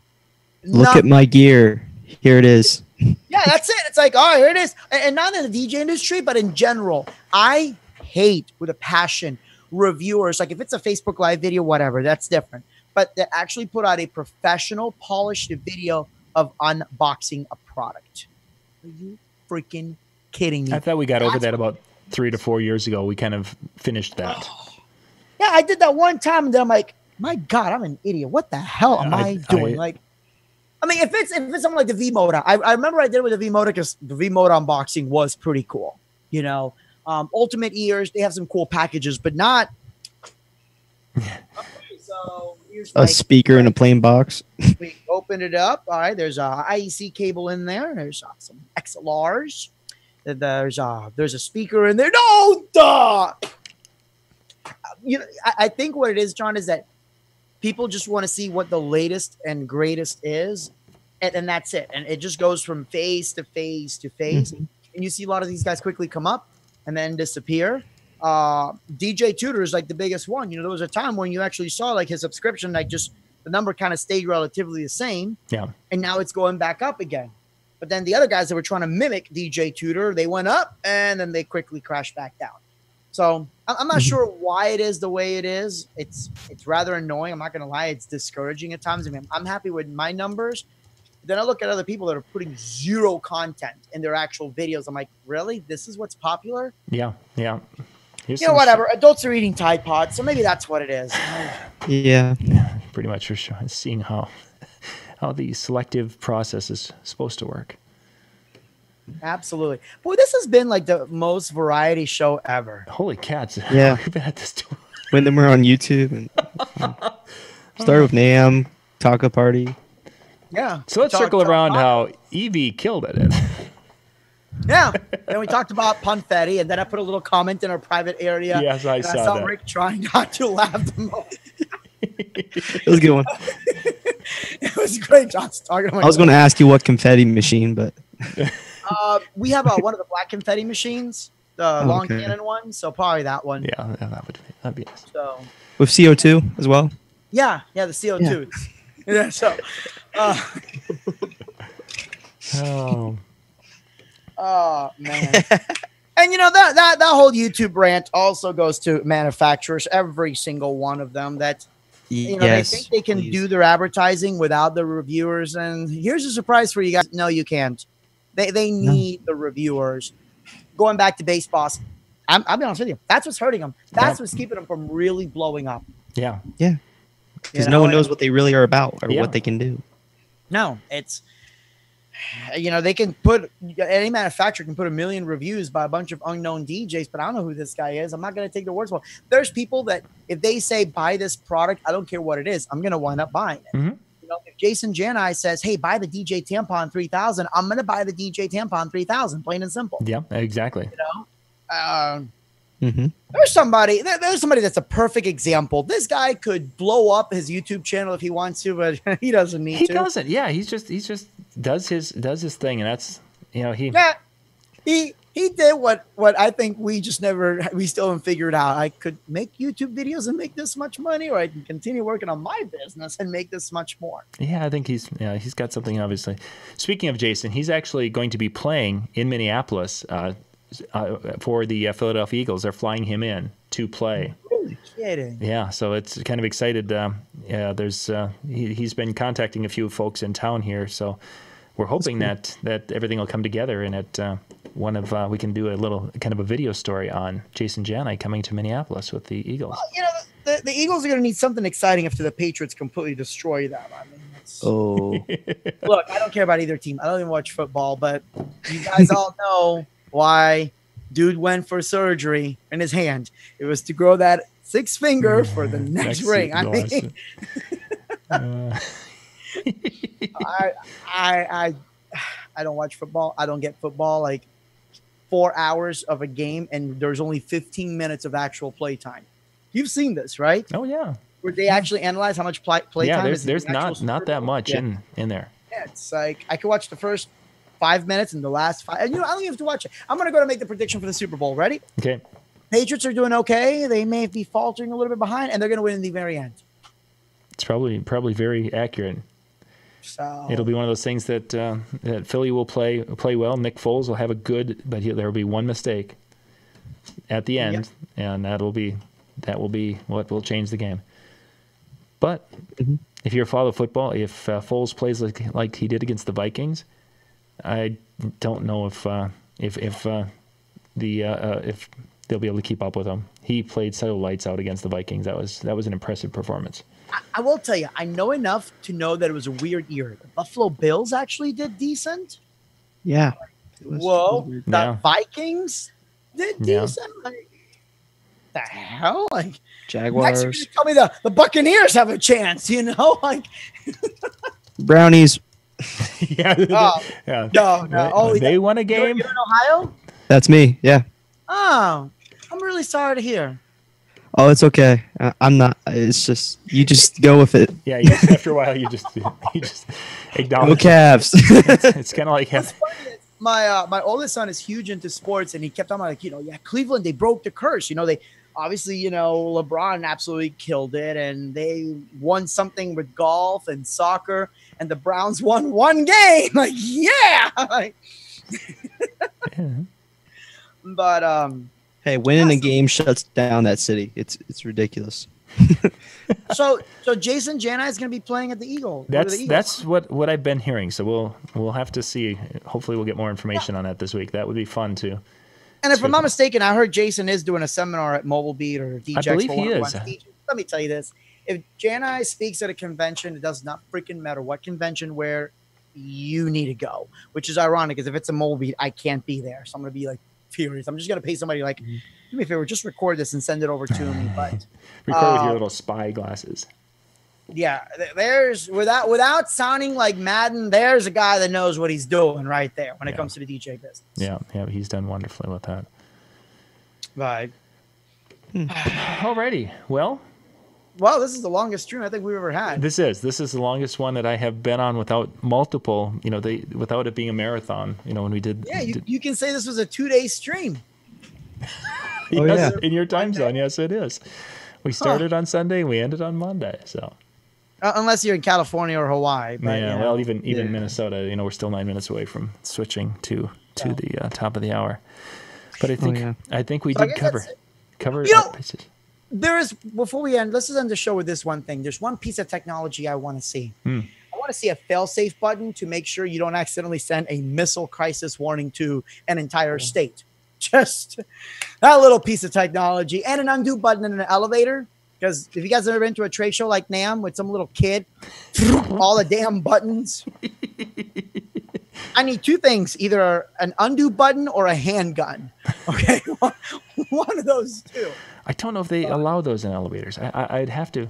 Undo buttons or handguns? Handguns. Depends on the state. Ian asked about the Marquee show. Arnoldo, are you? I will not be. As a matter of fact, I'll be honest with you. I'm so busy this year. I don't know if I'm going to be in any trade show, possibly DJ Expo, because it is during a slower time. Yeah, the hot time down in your neck of the woods. How about you, John? I will be at Midwest and at the Marquee show. I don't know about DJ Expo for sure, because we've been kind of looking at that schedule and trying to figure out exactly how to make everything function. I mean, we circle back to that whole dollars talk and such as far as where we can go and what we can do. And Chicago, Milwaukee, I can drive. Chicago, I can drive. I can't drive to Atlantic City, so we're flying there, and we've got more expense there, and it takes August is a time where we can take some time to go camping with our kids. So there's limited time, because then we get kids that are going back to school about mid-August. So it's like, what do you do? Pretty much. No, I totally get it. Yeah. So. I mean, I know that's your favorite show. You love the screaming and the ranting afterwards. Exactly, and that's only from Lori after she had to go into a bathroom where people have tinkled all over the lid of the toilet. She didn't know what the phrase of the hover position in a bathroom was until she was in Atlantic City, and she found out why, or not why, but that they do it there. That's a common tendency, and she's like, ew, because they hover. Why are girls' bathrooms always nastier than the guys' bathrooms? Well, They're usually not. Typically, I don't hear Lori. My wife found poop on the wall in the last girl's bathroom that she went in. That's true. Lori's mentioned that at one too, and she's like, "Well, how in the heck do they have poop that high up on the wall? Yeah, how did they miss that bad? That's talent. That is. I mean, but it's not as bad as that bathroom was in Anaheim. That I think it was Anaheim. I don't think it was Denver. That smelled like, if you've ever been to a resort or someplace where they clean fish, and you can imagine that they cleaned fish about 4 hours ago, and it's a hot summer day, maybe 6 hours ago. That smell of the fish innards getting heated up and have been sitting there for several hours. Oh God! Please tell me you're talking about a men's restroom. Men's restroom. That's what the dang thing smelled like. It's what? Who could make this smell? I'm looking around. Who could do this? What part of your body could expel something that would smell like this? That happened at the last convention I was at, but that was just Atlantic City in general. Yeah, Atlantic City just smells that way. I wasn't even in the bathroom. Yeah, it just smells that way. I was still flying above Atlantic City. It was just. I'm sorry, John. I just killed all your subscriptions for people. Does anybody actually live in Atlantic City? I think the only ones who live there are the folks who work at the casinos now. It's really, okay. It's just so many empty houses and empty buildings there. It's really, when you're driving around, it's kind of a depressing area. Yep. That it is. So, I guess that's it then tonight, right? I think that is. I think we'll thank you for those of you who got about 20 folks who are still with us here watching till the very, very end. So thank you for being with us. We'll be back again tomorrow night. We'll have more programming coming on here with the DJNTV. This week's a little bit different. It's just more of kind of DJ hangouts and such, and we'll be back to our full programming back to next week. But right now, I think it's time to get to bed. So, Arnoldo? Absolutely. Rick, have a good night. Rick, good night. We have more shows. He needs to do a ranch show with us. Oh, I would love to do a ranch show. We'll have to have you on again. This was fun. I had a good time. I ran a lot. I like Scott, especially since he told me the truth about John. So that was good too. Scott's never coming back. Never coming back. All right. Good night, everybody. Bye-bye. Have a good night, everyone.